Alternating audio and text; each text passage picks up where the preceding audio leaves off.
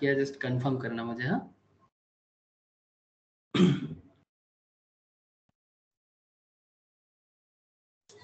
हाँ सर हो गया। ओके ठीक है सर। तो गुड इवनिंग सर अगेन आप सबको। अच्छा तो फिर इकोनॉमिक्स का क्लास है, इकोनॉमिक्स पढ़ेंगे। तो इकोनॉमिक्स में क्या पढ़ना है और क्या पढ़ेंगे, तो बेसिकली क्लास में चल रहा था प्रोडक्शन फंक्शन, है ना विश्वजीत? हम लोग लाइव में प्रोडक्शन फंक्शन किसी किसी को, तो हम लोग रिकॉर्डेड लेक्चर्स भी काफ़ी लोग कर लिए हैं, कॉस्टिंग वगैरह। तो जिनका नहीं हुआ है उनको शेयर कर देता हूँ, कॉस्टिंग मार्केटिंग का जो एरिया है, मतलब मार्केटिंग मतलब थ्योरी ऑफ मार्केट। तो अभी हम लोग लाइव में पढ़ रहे हैं सर प्रोडक्शन फंक्शन। तो प्रोडक्शन फंक्शन बेसिकली है क्या, मैं आपको अगर थोड़ा सा याद दिला दूं in simple way. What is production sir? एक बिजनेस है, उसको कुछ प्रोड्यूस करना होता है, इन सिंपल, है ना? जितना सिंपल समझो, नॉट जस्ट बिजनेस, आप एक फार्मर्स को भी समझ सकते हो, जैसे जो किसान होते हैं ना सर, চাষি যারা চাষ করে। हाँ विक्रम, চাষি চাষ করে তো তোদের ওদিকে আলু চাষ খুব ভালো হয় विक्रम, है ना? স্যার है ना? তোদের ওদিকে আলু চাষ ভালো হয়, সৌভিকদের ওখানে সৌভিক लोग उधर পেয়ারা চাষ अच्छा होता है। हाँ सौभिक? हाँ सर प्यारा चाय। तो प्यारा चाष, तो सौभिक के उधर प्यारा, तेरे उधर विक्रम के वहां पर आलू पोटैटो, ठीक है, चंद्रमुखी, हाँ ज्योति, आलू में बहुत हाई क्वालिटी है हुगली में। विश्वजीत मुजफ्फरपुर से है, वहां पर मैंगो अच्छा होता है, लीची अच्छा होता है। क्या विश्वजीत सही बोला क्या? यस है ना? और रौनक इज फ्रॉम आसनसोल, तो वहां पर कोयला मिलता है। क्या मिलता है? कोयला मिलता है, कोयला, कोयलांचल है। Yes sir. हाँ रौनक सही बोला ना? तो बेसिकली सर कहना क्या चाहते हो? सर कुछ नहीं, बस आप अपने अपने जगह पे थोड़ा सा नजर दोगे ना, आपको इकोनॉमिक समझ में आ जाएगा। तो it's point is all about production. तो हर एक एरिया में ना अपना अपना बिजनेस होता है, हर एरिया का। तो उस एरिया में जो भी चीजें बनता है, चाहे वो बड़ा कंपनी का चीजें हो या फिर कोई किसान का चीज हो, उसको प्रोड्यूस करना पड़ता है। जब तक प्रोडक्शन नहीं होगा तब तक उसका मार्केट में सेल नहीं होगा, है ना? तो प्रोडक्शन होगा तभी ना उसका डिमांड क्रिएट होगा, तभी ना उसका सप्लाई क्रिएट होगा, है ना? आप समझ रहे हैं ना? सपोज मानो कि मार्केट में लोग चावल खाने के लिए पागल हो रहा है, चावल in the sense rice, okay, भात। लेकिन किसान जो है वो हड़ताल कर दिया, वो बोला कि जितना राइस बनाऊंगा सिर्फ अपने लिए बनाऊंगा, बाकी मार्केट में सेल नहीं करूंगा। अगर किसान ऐसा करे ना मजा आ जाए। क्यों बोला? तो बाकी सबको भी ठिकाना लग जाएगा, वो सिर्फ अपने लिए उगाएगा, खुद खाएगा, मार्केट में नहीं बेचेगा। अरे भाई खा के तो इंसान जिंदा रह सकता है, हाँ, मरेगा कौन? द सिटी ड्वेलर्स, जो लोग शहर में रहते हैं, वो मरेगा। वो कहाँ जाएगा सर खाना खाने के लिए? तो जो भी हो, आप समझ रहे हैं ना, प्रोडक्शन होना जरूरी है। जब तक किसी चीज का प्रोडक्शन नहीं होता तब तक आप उस चीज को मार्केट में सेलेबल कंडीशंस पे नहीं ला सकते, या फिर ऐसा बोलो कि सप्लाई नहीं कर सकते। सप्लाई नहीं करोगे तो फिर मार्केट डिमांड क्रिएट नहीं होगा, मार्केट डिमांड सप्लाई क्रिएट नहीं होगा तो इकोनॉमी कैसे बनेगा? डिमांड सप्लाई क्रिएट नहीं होगा तो इकोनॉमी कैसे बनेगा? और अगर इकोनॉमी नहीं चलेगा तो फिर किस बात, मतलब ये पूरा का पूरा जो संसार है, ये जो पूरा सोसाइटी है, ये कहाँ जाएगा फिर? आप लोगों को समझ में आ रहा है ना सर बात? बोलो।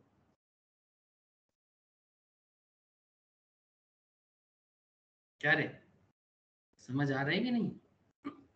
यस तो ये प्रोडक्शन का पहला क्लास तो है नहीं, आज हम लोग प्रोडक्शन का ऑलमोस्ट थर्ड लेक्चर्स कर रहे हैं, ठीक है, लाइव में। तो प्रोडक्शन में हम लोगों ने ये चीज तो देख ही लिया कि प्रोडक्शन जो है सर, थ्योरी ऑफ प्रोडक्शन, जो इकोनॉमिक्स का एक इतना बड़ा पिलर है जिसके बिना इकोनॉमी चल नहीं सकता। आप समझ ही रहे हो। इसके प्रीवियस जो भी लेक्चर्स था वहां पर हम लोग प्रोडक्शन के बारे में काफी सारा चीजें डिस्कशन कर चुके हैं कि प्रोडक्शन करने के लिए सबसे जो मेन 4 इंपॉर्टेंट चीज क्या है? विश्वजीत बता। फैक्टर्स ऑफ प्रोडक्शन क्या है? Land, labour, capital, entrepreneurship. Thank you sir. The most important part of this introduction area of production, कि अगर आपके पास फैक्टर ऑफ प्रोडक्शन ना हो तो आप किस चीज का प्रोडक्शन करोगे? चाहे कुछ भी बना लो, चाहे प्यारा बना लो, चाहे लीची बना लो, लीची मतलब लीचू, ओके, चाहे आप कोयला बना लो, चाहे आप क्या बोलते हैं उसको, आलू बना लो, ठीक है। तो उसके लिए एक लैंड का जरूरत है, उसके लिए लेबर का भी जरूरत है। क्या रे, जरूरत है कि नहीं? यस है ना? तो लैंड की जरूरत, लेबर की जरूरत, कैपिटल भी चाहिए होगा, कैपिटल भी चाहिए होगा, बिना पैसे का कैसे काम करोगे? यस एंड सबसे इंटरेस्टिंग क्या है, आपको बीड़ा उठाना होगा। बीड़ा उठाना समझते हो? बीड़ा उठाना मतलब risk bearing, risk bearing. Very good sir, मैंने हिंदी वर्ड यूज किया। बीड़ा उठाना मतलब कोई भी काम करने के लिए रिस्पॉन्सिबिलिटीज लेके उस काम को करना। सिंपल बात है कि to take the responsibility to do something. Okay, risk bear करके कुछ करना, मार्केट में सेल करना, मार्केट में परचेज करना, लोग कस्टमर ढूंढना, मार्केटिंग करना, ये बिजनेसमैन का एक कैरेक्टर होता है।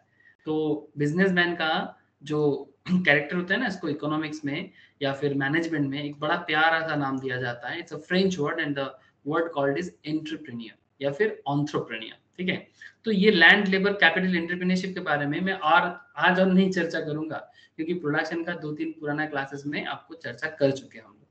सर इवन हम लोग अभी प्रोडक्शन में काफी डीप एरिया में बात कर रहे हैं। डीप मतलब जैसे कि sir what is production functions, we already discussed है ना, कि प्रोडक्शन फंक्शन है क्या, बात कर चुके हैं। ठीक है, प्रोडक्शन फंक्शंस के अंदर रिलेशनशिप क्या है, इनपुट आउटपुट क्या काम करता है, शॉर्ट रन प्रोडक्शन फंक्शन क्या होता है, आज इसका डिटेल्स बात करेंगे। आज इसका पूरा डिटेल करेंगे sir, short run production and long run production, ये दोनों करेंगे। और एक इंटरेस्टिंग फैक्ट क्या है, ये शॉर्ट रन और लॉन्ग रन में आज मैं आप लोगों को एक कंपनी के बारे में थोड़ा बात करने का मन है। नाम सुने हैं क्या आप इसके बारे में? इस कंपनी का नाम सुना क्या? क्या रे, क्या कहते हो? सर कौन से कंपनी? स्क्रीन नहीं दिख रहा है क्या? नो सर, कब से? बहुत देर से। तो बोला नहीं। सर स्क्रीन शेयर ही नहीं हुआ है। हम इतना दिन से इतना सारा चीजें बोले जा रहे हैं, तुम लोग अभी बोल रहे हो। हाँ सर हो गया। अभी हुआ है? हाँ सर, हाँ यस हो हो गया। गया। अभी थोड़ा देर पहले बोलो, मैं कितना देर से बोले जा रहा हूँ, आप लोग बोले नहीं स्क्रीन शेयर नहीं हुआ।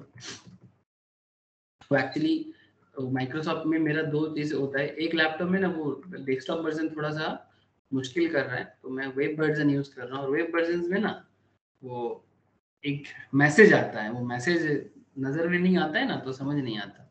तभी आया, देखो स्टॉप शेयरिंग बोल के एक लिखा हुआ है स्क्रीन के अंदर, ये मैसेज मैंने देखा नहीं। अच्छा, तो बेसिकली आपको जो इतना देर से मैं समझा रहा था कि फैक्टर्स ऑफ प्रोडक्शन में लैंड लेबर कैपिटल एंटरप्रेन्योरशिप, ये सब डिस्कशंस कर चुके हैं सब। ठीक है, तो आज और फर्दर डिस्कशन ये सब में समय नहीं लेंगे इसमें। उसके बाद हम लोग लास्ट क्लास में सर ये सब बातें की हैं सर, कि प्रोडक्शन जो होते हैं वो कितना तरह का होता है, जिसमें short run production, long run production, ठीक है, इस तरह का चीजें। तो इसी के लिए मैं बात करना चाहूंगा आज, एक छोटा सा इनका कुछ डेटा यूज करूंगा, ज्यादा डिटेल्स में नहीं जाऊंगा। ठीक है, क्योंकि ये सब डिस्कशंस में नॉर्मली स्टॉक मार्केट का क्लास में बात करता हूँ। ठीक है, फाइनेंस के क्लास में जरूरत पड़ता है, इकोनॉमिक्स पे भी मैं करता हूँ, बट आज ज्यादा डिटेल्स नहीं करूंगा, कुछ डेटा यूज करूंगा टाटा मोटर्स का, क्योंकि ये शॉर्ट रन लॉन्ग रन क्या है, उसमें कंपनी का क्या होता है, अप एंड डाउन क्या चलता है, वो मैं थोड़ा सा आपसे बात करूंगा। तो ये what went wrong at Tata Motors, मतलब 1-1.5 साल पहले, 2 साल पहले टाटा मोटर्स का ना बड़ा मुश्किल चल रहा था, वो बहुत मुश्किल से अपने आप को रिकवर किया। ठीक है, तो कुछ ऐसे फाइनेंशियल डेटा है जिसमें टाटा मोटर्स का किस तरह का डेवलपमेंट हुआ है आपको थोड़ा सा मैं बताऊंगा। ठीक है, और उसके ऊपर इकोनॉमिकली क्या क्या सिचुएशन क्रिएट हुआ है। टाटा मोटर्स का और एक डेटा है यहाँ पर, ठीक है, कि किस तरह से उसका डेब्ट बढ़ा है, इसका भी एक एरिया मैं आपसे चर्चा करूंगा। बट मेन फोकस जो भी रहेगा वो ऑब्वियसली क्या रहेगा sir, main focus is full focus is on this point, that is production functions पे। तो there is a production functions now known as short run production function, और एक होता है sir long period production function. दोनों में फर्क क्या है सर? फर्क बहुत सिंपल है, कि जैसे मानो कि मैं आपको टाटा मोटर्स का बात कर रहा ना, टाटा मोटर्स तो बस एक एग्जांपल है, ठीक है, जस्ट एन एग्जांपल। ऐसे आप कोई भी बिजनेस को उठा लो, कोई भी बिजनेस, टेक एनी बिजनेस, जो भी बिजनेस मन करता है सामने ले लो, और बस दिमाग में एक चीज छाप लो कि कंपनी है तो उसका दो कॉन्सेप्ट होता है प्रोडक्शन का, एक शॉर्ट रन और एक लॉन्ग रन। सर ये शॉर्ट रन लॉन्ग रन कैसे समझ में आएगा? टाटा तो बहुत पुराना कंपनी है सर। एक्चुअली हर बिजनेस का ना एक साइकिल होता है, आप लोगों को एक चैप्टर कराया जाएगा आप लोगों को एक चैप्टर कराया जाएगा सर, ये चैप्टर स्पेशली सीए सीएस में दोनों में पढ़ना पड़ता है, बिजनेस साइकिल। ठीक है, ये शायद मैं पहले भी किया था, विश्वजीत किया था क्या बिजनेस साइकिल पहले कभी? Yes sir. ठीक है, तो ये बिजनेस साइकिल का एक एरिया है, ठीक है, जिसके ऊपर मैं बात करूंगा आप लोगों से नेक्स्ट, एक एक्स्ट्रा क्लास देके मैं इसके ऊपर चर्चा करूंगा। तो ये बिजनेस साइकिल क्या है, जस्ट एक बार मैं आपको दिखाता हूँ कि हर एक बिजनेस को ना ये एरिया गुजरना पड़ता है। सर ये क्या एरिया है? सर ये बिजनेस साइकिल का जो एरिया है ना sir, that's a very simple concept but it's a very important concept also, कि जो भी बिजनेस हो, बिजनेस का एक ये कॉन्सेप्ट होता है कि बिजनेस का ना कुछ फेज होता है। फेज इज लाइक, बिजनेस का स्टार्टिंग में क्या होता है, एक्सपेंशन होता है, फिर एक टाइम के बाद ना वो बिजनेस अपना पीक पोजीशन में पहुंचता है। आप समझ रहे हो ना सर बात? हेलो, बिजनेस का पहले एक्सपेंशन होता है, फिर एक टाइम के बाद बिजनेस अपना पीक पोजीशंस में पहुंचते हैं, फिर उसके बाद बिजनेस फिर से नीचे आता है, उसके बाद वो एक साइकिल खत्म हुआ, फिर उसके बाद दूसरा साइकिल, फिर तीसरा साइकिल, ऐसा चलता जाता है सर। जो कंपनी काफी पुराना होता है उनका एक साइकिल खत्म होता है, फिर दूसरा साइकिल, फिर तीसरा साइकिल, ऐसा चलता रहता है। तो यहाँ पर कहने का मतलब है, चाहे कंपनी पुराना हो या चाहे कंपनी नया हो, मतलब बिजनेस न्यू बिजनेस हो या पुराना बिजनेस, ऑब्वियसली जब बिजनेस पुराना हो जाएगा तो ऑब्वियसली उसमें लॉन्ग रन एरिया तो आ जाएगा, बट जब बिजनेस स्टार्ट होता है ना तो उसमें शॉर्ट रन सिचुएशन दिखता है कि भाई स्टार्टिंग पीरियड में हम क्या करेंगे। तो actually short run is at least one, मतलब क्या कहते हैं यहाँ पर, शॉर्ट रन में एटलीस्ट एक फैक्टर फिक्स रहता है और बाकी फैक्टर वेरिएबल रहता है। सर मैं किस फैक्टर्स के बारे में बात कर रहा हूँ? Land, labour, capital, entrepreneurship. Thank you sir. किसी भी चीज को बनाने के लिए मैं आपको अभी 2 मिनट पहले समझा रहा था, चाहे दुनिया में कुछ भी बना लो, ठीक है, आलू बनाओ, लीचू बनाओ, ठीक है, whatever you want to produce, जो भी प्रोड्यूस करना है प्रोड्यूस करो, बट ये 4 फैक्टर के बिना कुछ नहीं कर सकते। ये चारों फैक्टर ना, मतलब गांठ बांध लो आज कि भाई हमें कुछ जमीन चाहिए। जमीन का मतलब ऐसा नहीं कि आपको हेक्टर से हेक्टर जमीन चाहिए। इवन मैं आप लोगों को समझाया था कि जैसे अपने बड़ा बाजार में या फिर धर्मतल्ला में किसी को अगर थोड़ा सा एक चौराहे पे मिल जाए ना, तो मतलब एक छोटा सा चौकाट पे मिल जाए, चौकाट समझते हो ना, बंगाली में हम लोग बोलते हैं, इट्स लाइक एक दीवार भी मिल जाए ना, एक टेबल मिल जाए ना, उसी से वो करोड़ों का बिजनेस कर लेता है। जानते हो ना सर क्या रे? तो जमीन का मतलब क्या होता है, जैसे मान लो देखो ये बड़ा बाजार का एक इमेज मैंने निकाला, जस्ट लुक एट हियर, यहाँ पर इसका दुकान भी नहीं है, रास्ते के ऊपर लगा दिया फुटपाथ में, ठीक है, ये देखो दुकान नहीं है, जस्ट थोड़ा सा एक छतरी लगा के बैठ गया। तो इकोनॉमी में लैंड का मतलब हेक्टर्स ऑफ लैंड ऐसा नहीं है। लैंड का मतलब है ये बहुत कंजेस्टेड एरिया है बड़ा बाजार, उसमें लोगों को एक थोड़ा सा जगह मिल जाए ना, उसी में वो लाखों कमाते हैं। ठीक है, ये देखो कितना सा जगह में बैठा हुआ है, देख पा रहे सर? हेलो, आप लोगों को दिखाई दे रहा है कितना एरिया में बैठे हुआ है? Yes sir. हाँ, वो कैसे घुसा इसके अंदर मेरे को यही समझ में नहीं आ रहा है। हाँ सर, ये जो चौकी लोग के नीचे से। चौकी के नीचे से, है ना? अब समझ रहे हैं ना? मतलब जैसे जो लोग छोटा शहर में रहते हैं या गांव में रहते हैं, उनको अगर कोई बोले कि भाई बिजनेस करके दिखा, तो पहले एक इतना बड़ा दुकान बनाएगा, फिर उसके अंदर सामान लाएगा, फिर बोलेगा अभी बिजनेस करूंगा। बट शहर में देखो, सिटी में देखो, बात उल्टा है। उसको बस एक चौकी मिल जाए, इसी में वो लाखों चीजों का मार्केटिंग कर लेता है ना? समझ रहे हैं sir? This is land in economics. Economics में ये जमीन है सर। इस ये जो बेंच है ना, इस बेंच का किराया होगा कम से कम 5 से 10 हजार रुपया, कम से कम। ज्यादा और भी हो सकता है, किस एरिया में है उसके ऊपर डिपेंड करता है। दूसरा, अगर मानो कि परमानेंटली अपना ये जगह बेचना चाहेगा ना, तो ये जगह अगर वो बेचेगा ना, तो बेसिकली इसका ओनरशिप नहीं होता है, ये सब लीज सिस्टम पे चलता है। तो ये भी अगर वो किसी को बेचेगा ना, तो कम से कम 20-25 लाख का दाम आता है, और भी ज्यादा हो सकता है, डिपेंड करता है। मतलब ये जगह का, ये जो जगह है इसी का दाम हो जाएगा सर। किसी को अगर कभी बेचने का जरूरत पड़ा, 10 लाख 20 लाख में बेच देता है। आप इमेजिन कर सकते हो कि नहीं? हेलो, कोई शॉप नहीं है इसका, बस एक एरिया है। हेलो, ये फिर भी शॉप है। हाँ, ये फिर भी शॉप है। समझ रहे हैं ना?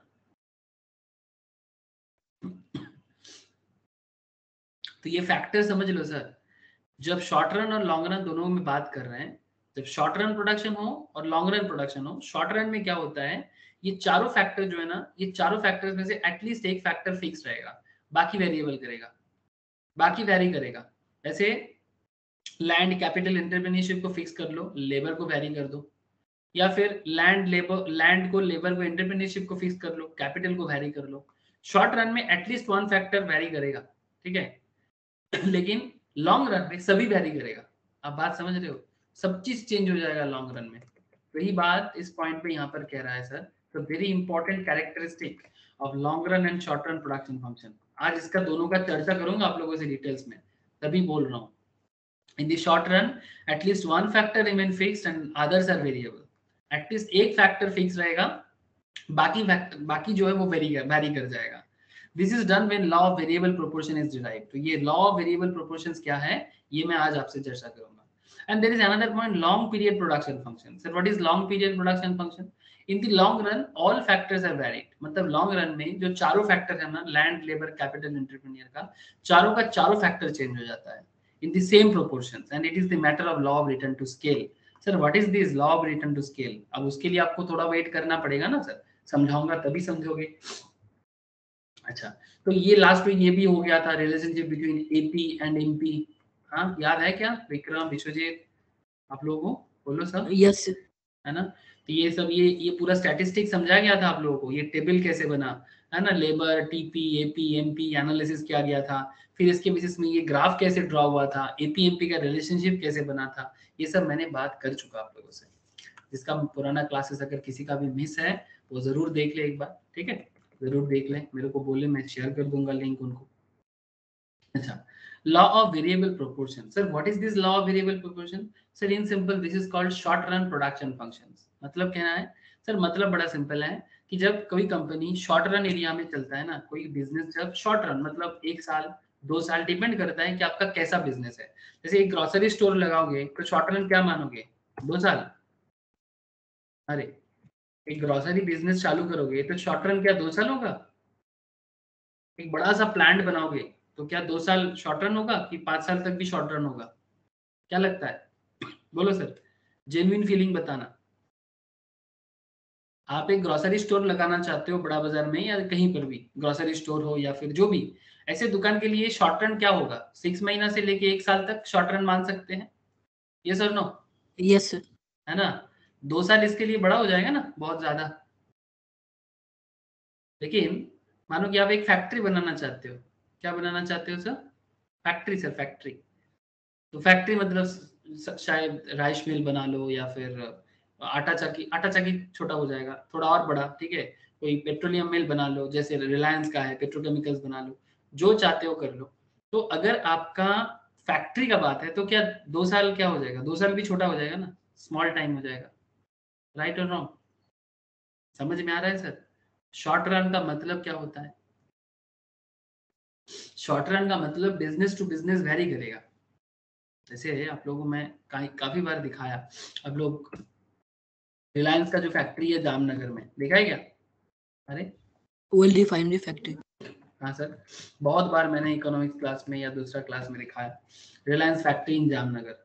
जैसे ऐसी फैक्ट्री बनाने के लिए सर 5 साल भी शॉर्ट रन नहीं हो जाएगा? क्या लगता है आप लोगों को? हाँ, इतनी बड़ी कंपनी या फैक्ट्री खड़ा करने के लिए 4-5 साल भी कम पड़ जाएगा, क्या लगता है? यस यस ना? तो it's all about business to business, it's all about business to business. तो जो भी हो, आपका बिजनेस कैसा हो, आपका बिजनेस का कैरेक्टर कैसा हो, उस पर डिपेंड करता है कि आपके लिए शॉर्ट रन का मतलब क्या है और आपके लिए लॉन्ग रन का मतलब क्या है। तो वो तो बिजनेसमैन को समझ में आ ही जाता है कि भाई उसका कैसा बिजनेस है और वो शॉर्ट रन में कब रहेगा और लॉन्ग रन में कब रहेगा। तो बिजनेस टू बिजनेस जो भी हो, कैरेक्टर तो चेंज नहीं होगा ना। शॉर्ट रन में बिजनेस का कुछ कैरेक्टर होता है प्रोडक्शन लेवल में, ध्यान से सुनना सर। प्रोडक्शन फंक्शंस का कुछ कैरेक्टर होता है, कुछ कॉन्सेप्ट होते हैं, जो कॉन्सेप्ट अगर आप आज समझ जाओ तो आप इतना समझ लो कि जिंदगी भर आपको इसका हेल्प मिलेगा बिजनेस को एनालिसिस करने में। जो लोग स्टॉक मार्केट में इन्वेस्ट करता है कंपनी में लॉन्ग रन में, उनको भी समझ में आ जाएगा। तो शॉर्ट रन, लॉन्ग रन क्या करता है कंपनी शॉर्ट रन में और लॉन्ग रन में, और उसमें प्रोडक्शन फंक्शन कैसे हेल्प करता है। तो इन दोनों चीजों को समझने के लिए हम लोगों को थोड़ा सा मेहनत तो करना होगा। शॉर्ट रन लॉन्ग रन दोनों कॉन्सेप्ट को समझने के लिए क्या मेहनत करना है सर? सर पहले हम लोगों को समझना पड़ेगा लॉ ऑफ वेरिएबल प्रोपोर्शंस को। सर ये लॉ ऑफ वेरिएबल प्रोपोर्शन, इसका और एक नाम है सर, याद रखिए, एग्जाम में पूछते हैं, law of diminishing returns. Okay, law of variable proportion and law of diminishing return. Sir कुछ समझ में नहीं आ रहा है, डोंट वरी सर, थोड़ा सा वेट करो तभी तो समझ में आएगा। समय देना पड़ता है जिंदगी में, कुछ हासिल करना हो, कुछ सीखना हो समय देना पड़ता है। एग्जैक्टली तो according to law of variable proportion, as more and more unit of variable factors are combined with same quantity of fixed factor, same quantity of fixed factor के साथ वेरिएबल फैक्टर को क्या करना है सर, कंबाइन करना है।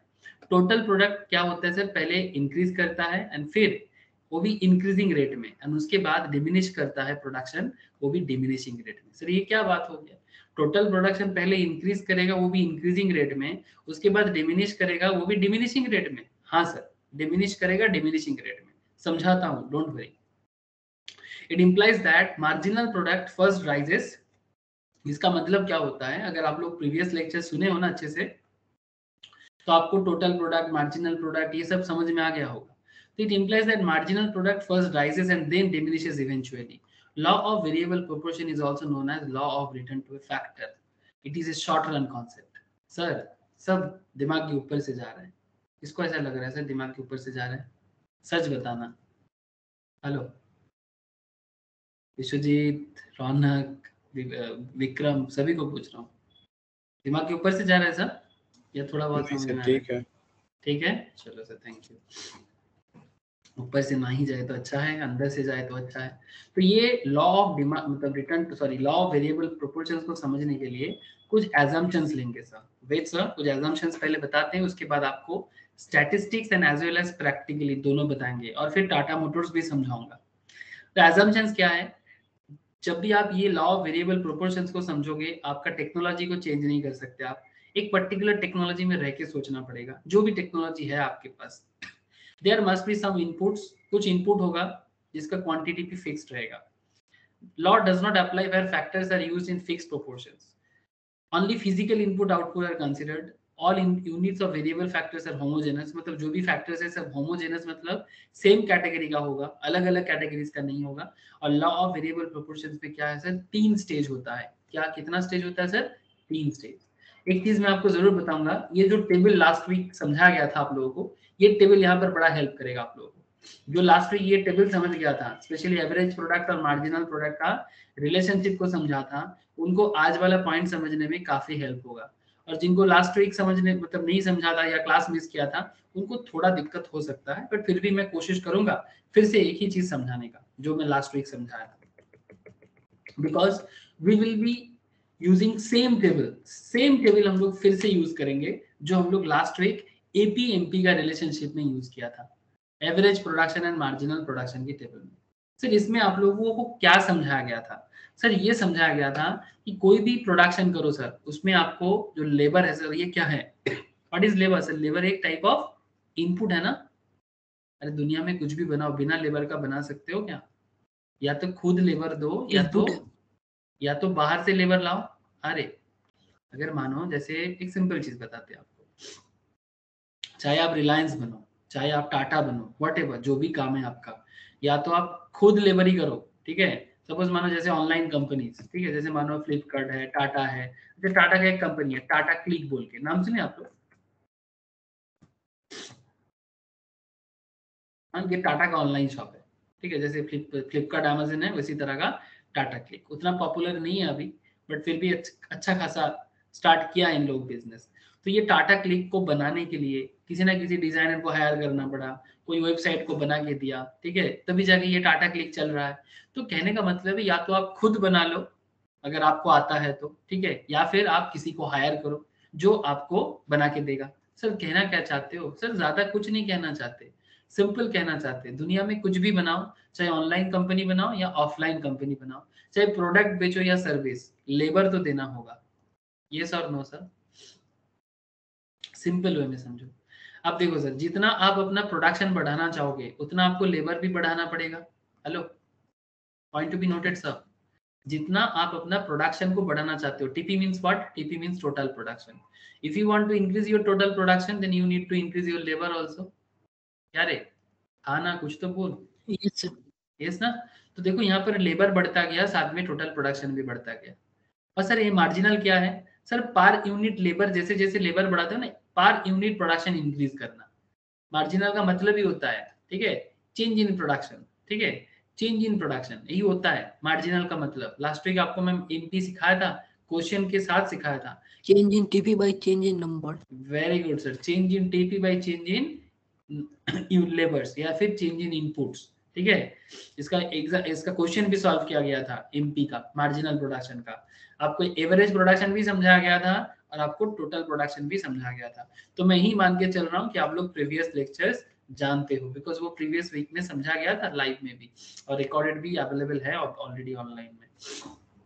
Sir अभी कहना क्या है सर, ज्यादा कुछ नहीं, फिर से बता रहा हूँ आपको। अगर ये एनालिसिस आपको याद है कि जैसे जैसे आप लेबर बढ़ाते जाते हो वैसे वैसे आपका प्रोडक्शन बढ़ेगा, टीपी बढ़ेगा आपका। तो जैसे यहाँ पर हम लोगों ने ये सोचा था कि अगर मेरा 1 यूनिट लेबर जा रहा है, ठीक है, मैं अगर 1 लेबर दे रहा हूँ तो बदले में मेरे को प्रोडक्शन मिल रहा है 2 यूनिट।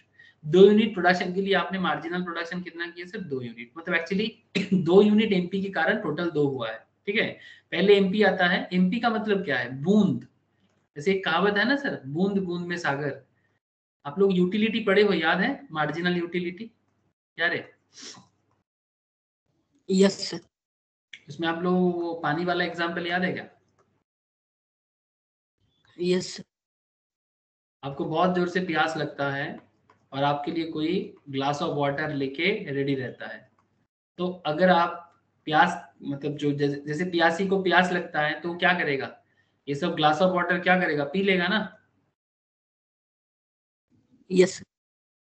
तो जो इसको पी लेगा उसके लिए यूटिलिटी बनेगा, बट कोई तो इसको प्रोड्यूस कर रहा है। अरे जैसे वाटर बॉटल कंपनीज है कि नहीं, जो पानी बनाते हैं, पानी वाले कंपनी, किनले, हाँ सर। तो ये सब एक एक ग्लास या एक एक बॉटल पानी है। ये 1 ग्लास है, ये 2nd ग्लास है, ये 3rd ग्लास है, ये 4th ग्लास है। तो जैसे हम लोग समझे थे ना पहले भी कि व्हाट इज द मतलब of marginal utility, change in मतलब टोटल यूटिलिटी को नंबर ऑफ यूनिट से डिवाइड करके मिला था। इसका मतलब सिंपल होता है कि जैसे आप एक एक करके अपना यूटिलिटी बढ़ाते जाते हो ना, तो उसमें आपका जो चेंज होता है, जैसे पहले आप 1 ग्लास पिया, फिर आपने और 1 ग्लास पिया, ठीक है, तो 1 + 1 + 1 + 1, तो टोटल कितना पी लिया आपने, 4, तो 4 हो गया टोटल यूटिलिटी। मार्जिनल कितना है, 1। Marginal 1 + 1 + 1. 1 है, हाँ, मतलब 1 जो है ना sir, this 1 is actually marginal, है ना। तो ये यूटिलिटी बेसिस में सीखे थे आप लोगों ने। सिमिलरली प्रोडक्शन बेसिस में भी वही काम करता है। तो एक्चुअली यहाँ पर जो मार्जिनल प्रोडक्शन है वो भी ऐसे ही काम कर रहा है, वो भी ऐसा ही काम कर रहा है। जैसे देखो, लेबर 1 है, टीपी 2 है, क्योंकि एमपी 2 है। अब क्या है, लेबर को 1 यूनिट में इंक्रीज करेंगे, we need to increase labour. तो लेबर को 1 से 2 कर लो, लेबर को 1 से 2 कर लो, तो कितना लेबर बढ़ा सर, हाँ ना, कितना कितना लेबर में इंक्रीज हुआ, 1, क्या रे, लेबर 1 हेलो, था, हाँ Yes, सर। 1 लेबर बढ़ा। हम्म, अब देख एमपी कितना हुआ, 3 हुआ, ठीक है। तो अगर एमपी 3 है तो अब देख काउंट कर, जैसे एमपी 3 कर लिया, मतलब 1 लेबर के कारण मेरा प्रोडक्शन 3 यूनिट बढ़ा है, ठीक है। पहले 1 लेबर में 2 यूनिट था, अभी 2 लेबर में 3 यूनिट है। होना ही चाहिए ना, लेबर बढ़ेगा तो प्रोडक्शन बढ़ना चाहिए, ये सुन लो। लेकिन दिस 2 + 3 टोटल कितना हो गया, 5। समझे कि नहीं, विक्रम बोल, बुझते পারছিস কি না, विक्रम आशीष,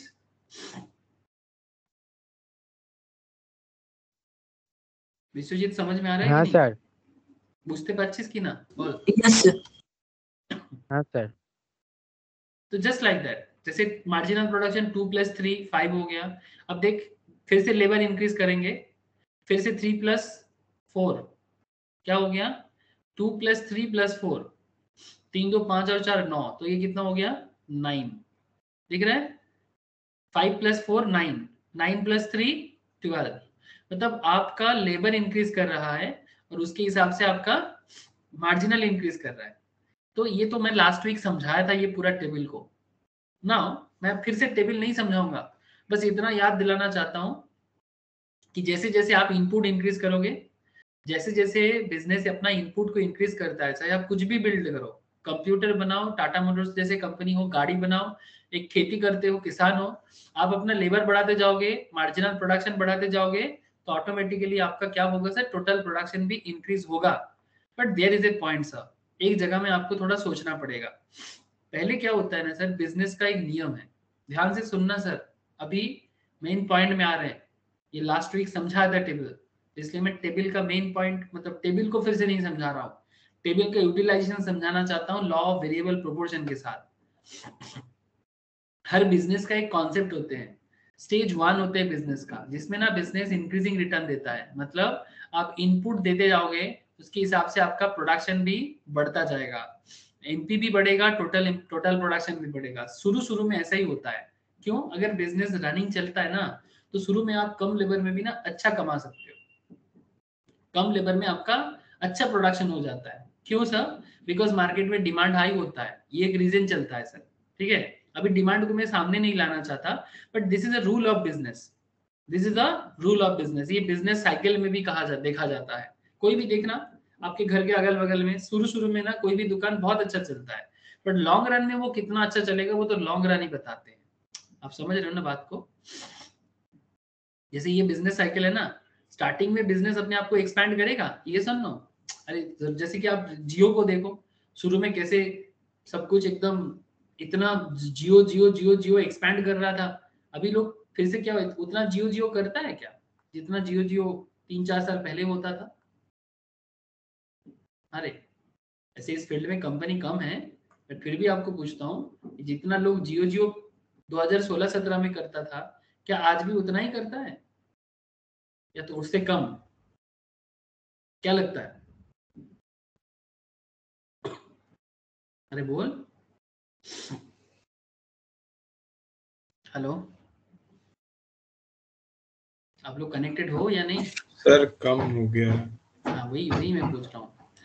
तो स्टार्टिंग में क्या होता है सर? इंक्रीजिंग रिटर्न होता है। ठीक है, आप लेबर देते हो, उसके हिसाब से आपका प्रोडक्शन ग्रोथ करता है, टोटल प्रोडक्शन भी ग्रोथ करता है, और साथ में आपका जो स्टेज 1 है ना बिजनेस का, ये एक्चुअली आपका इंक्रीजिंग रिटर्न मतलब एक्सपेंशन टाइम है। ठीक है, बढ़ता है बिजनेस।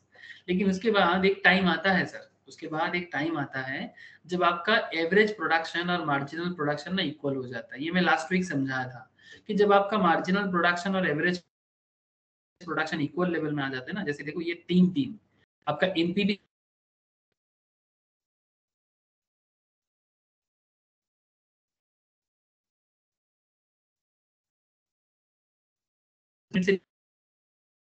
से नहीं करना चाहता क्योंकि मैं आज वाला डिस्कशन नहीं कर पाऊंगा, तो इसीलिए अगर किसी का मिस है, मैं बार बार बोल रहा हूँ कि आप प्रीवियस लेक्चर सुनो, आपको ये सब कैलकुलेशन कैसे हुआ है समझ में आ जाएगा। लेकिन यहाँ पर मैं एनालिसिस में ध्यान दे रहा हूँ सर। जिस पॉइंट में एवरेज प्रोडक्शन और मार्जिनल प्रोडक्शन दोनों इक्वल होता है, उस पॉइंट में एवरेज प्रोडक्शन अपना मैक्सिमम पॉइंट में पहुंचते हैं। ठीक है, और जिस पॉइंट में एवरेज प्रोडक्शन मैक्सिमम में होता है ना, वो बिजनेस के लिए स्टेज 2 होता है शॉर्ट रन में। हाँ सर, ये सभी variable proportions, law of variable proportions है, and this is a short run concept, this is not a long run concept, it's a short run concept. मतलब हार्डली 1 ईयर 2 ईयर्स के लिए concept काम करता है। स्टेज 2 इसको बोलते हैं sir law of decreasing return. मतलब शॉर्ट रन में क्या होता है, बिजनेस स्टार्टिंग में काफी इंक्रीजिंग रिटर्न देता है, काफी ज्यादा प्रोडक्शन करते हैं। और प्रोडक्शन क्यों ज्यादा करते हैं? क्योंकि मार्केट में डिमांड होते हैं, डिस्काउंट भी थोड़ा बहुत दे देता है, अगर ना भी दे हो सकता है कि उस प्रोडक्ट का मार्केट डिमांड बहुत हाई हो, इसीलिए वो बिजनेस काफी चल रहा है। पाड़ा में कोई नया रेस्टोरेंट बना है, उसका खाना थोड़ा डिफरेंट लग रहा था, फिर जैसे थोड़ा लॉन्ग रन हो जाता है ना, वो वाला रेस्टोरेंट का खाना पहले जैसा नहीं लगता है। स्टार्टिंग में जो भीड़ होता था शायद उतना भीड़ नहीं हो रहा है, अब लोगों को थोड़ा आदत सा पड़ चुका है। ऐसा होता है कि नहीं होता? अरे आप लोग बात समझ रहे हैं ना सर? स्टार्टिंग में इंक्रीजिंग रिटर्न, उसके बाद स्टेज 2 में क्या होता है ना, रिटर्न तो मिलता है पर थोड़ा डिक्रीजिंग रेट में। अब देखो क्या कौन सा पॉइंट बताते हैं, देखो आपका टोटल प्रोडक्शन अभी भी बढ़ रहा है, बट नॉट लाइक पहले जैसा। जैसे 2 से 5, 5 से 9, 9 से 12, बट अब देखो ग्रोथ देखो इसका, 12 से 14, 14 से 15, 15 से 15 में अटक गया, 15 में अटक गया सर, मतलब 15 से 15 अटक गया। आप देख पा रहे कि नहीं? मतलब ये जो ग्रोथ है ना, वो ग्रोथ क्या हो गया, डिक्रीजिंग रिटर्न हो गया। मतलब इंक्रीज तो कर रहा है बट रेट जो है काफी लो रेट है, काफी कम स्पीड में हो रहा है। क्या आप लोगों को नजर आ रहा है सर? हेलो, नजर आए तो बताना। विश्वजीत बोल सर, नजर आ रहा है कि नहीं? Yes sir.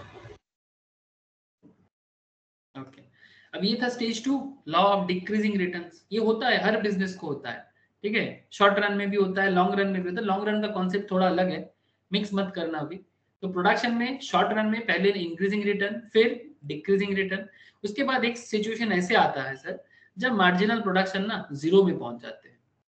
मतलब ये वो सिचुएशन है जहां पर बिजनेस ज्यादा प्रोडक्शन और करना नहीं चाहता, ठीक है। मतलब ये मैक्सिमम प्रोडक्शन कर लिया, टोटल प्रोडक्शन अपना मैक्सिमम स्टेज में रह गया।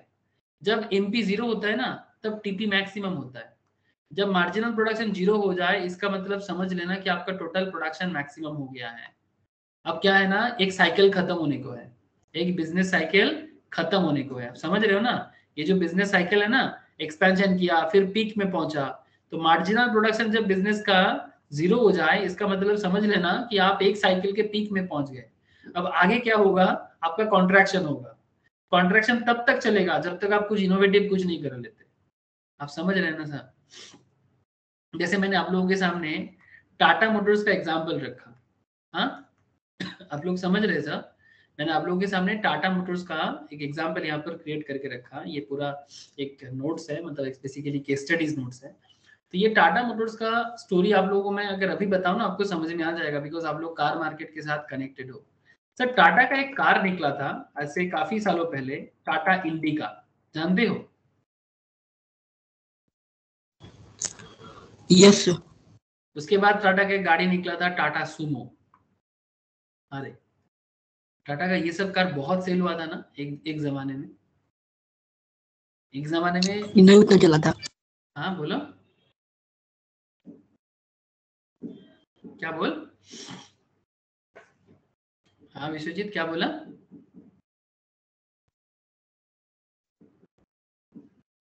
अच्छा कनेक्ट, बात नहीं आ रहा है तेरा। क्या रौनक को क्या लगता है, विक्रम को ये सब गाड़ी एक जमाने में बहुत सेल हुआ था ना, टाटा सुमो टाटा इंडिका जिसके घर में होता था। हम लोग जब छोटे थे, आप लोग शायद उस टाइम पे जन्म नहीं लिए थे, शायद बहुत ही छोटे होंगे अगर जन्म में भी तो। हाँ গ্রামের দিকে প্রচুর আছে এখন।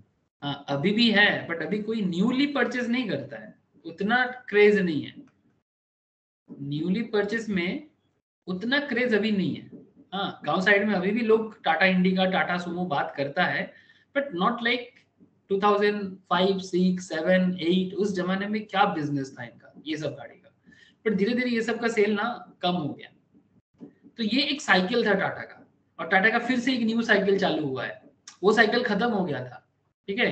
अभी बस थोड़ा बहुत चल रहा है, अभी ये सब मॉडल तो निकलता भी नहीं है, वो थोड़ा रिफर्बिश करके कुछ आता है। तो अभी टाटा का कोई नया कार मॉडल आ गया, जैसे ये ई मॉडल आ गया, जैसे इलेक्ट्रिक व्हीकल्स आ गया, तो it's a new cycle. Tata को ऐसा बहुत ज्यादा अप एंड डाउन देखना पड़ा, ठीक है। और उसके बाद टाटा का जो फॉरेन कंपनीज है, जो जैगुआर लैंड रोवर है, वहां से अच्छा कमाया, जो फॉरेन में काफी सेल होता है, वो टाटा का सबसे ज्यादा सेलेबल कंपनी रहा। लेकिन टाटा का मार्केट में ना काफी डिप्ट भी हो गया था, ठीक है। तो ये बिजनेस साइकिल में ना चलता रहता है सर। ये जो मैं बता रहा हूँ ना आपको, बिजनेस साइकिल में ये प्रोडक्शन के साथ डिपेंड करके कि मार्केट में किसका ग्रोथ रहेगा नहीं रहेगा वो डिपेंड करता है। तो टाटा का मार्केट में बिजनेस उतना, इंडिया का बिजनेस अच्छा नहीं चल रहा था, इसके कारण क्या हो ना, इसका मार्केट में ये डेप्ट है, मतलब बहुत ज्यादा लोन हो गया था। आप देख सकते हो यहाँ पर कितना लोन है, 1,20,000 करोड़ तक इसका लोन हो गया था फाइनेंशियल ईयर 2020 में, ठीक है। मैं आपको इसका और डेटा भी दिखाऊंगा। तो आई होप यू अंडरस्टैंड कि बिजनेस साइकिल एक बहुत बड़ी कॉन्सेप्ट है सर, जिसमें बिजनेस स्टार्टिंग में इंक्रीजिंग रिटर्न देता है, फिर बिजनेस डिक्रीजिंग रिटर्न देता है। पर टाटा का, मैं नॉर्मली टाटा एक बहुत पुराना कंपनी है, लेकिन मैं एक एक साइकिल को अगर शॉर्ट रन में समझूं तो आपको समझ में शायद आ जाएगा। जैसे मैं आपको नोकिया का एग्जांपल दिया था लास्ट क्लास में, आई होप याद है कि एक टाइम तक नोकिया फोन कंपनी में नंबर 1 हुआ करता था। तो जिस टाइम पे नोकिया अपना प्रोडक्शन में मैक्सिमम लेवल में पहुंचा और उसका मार्जिनल प्रोडक्शन जीरो हो गया, वो नोकिया का लास्ट स्टेज था। समझ में आ रहा है आप लोगों को? आई होप आप ये तो एग्री कर ही लोगे। अगर टाटा वाला बात उतना नहीं समझ आ रहा है, but I hope you all agree with this Nokia वाला एग्जांपल। अरे क्या कहते हो, एक जमाना था ना। हाँ बोलो सर, कुछ कहना चाहते हो?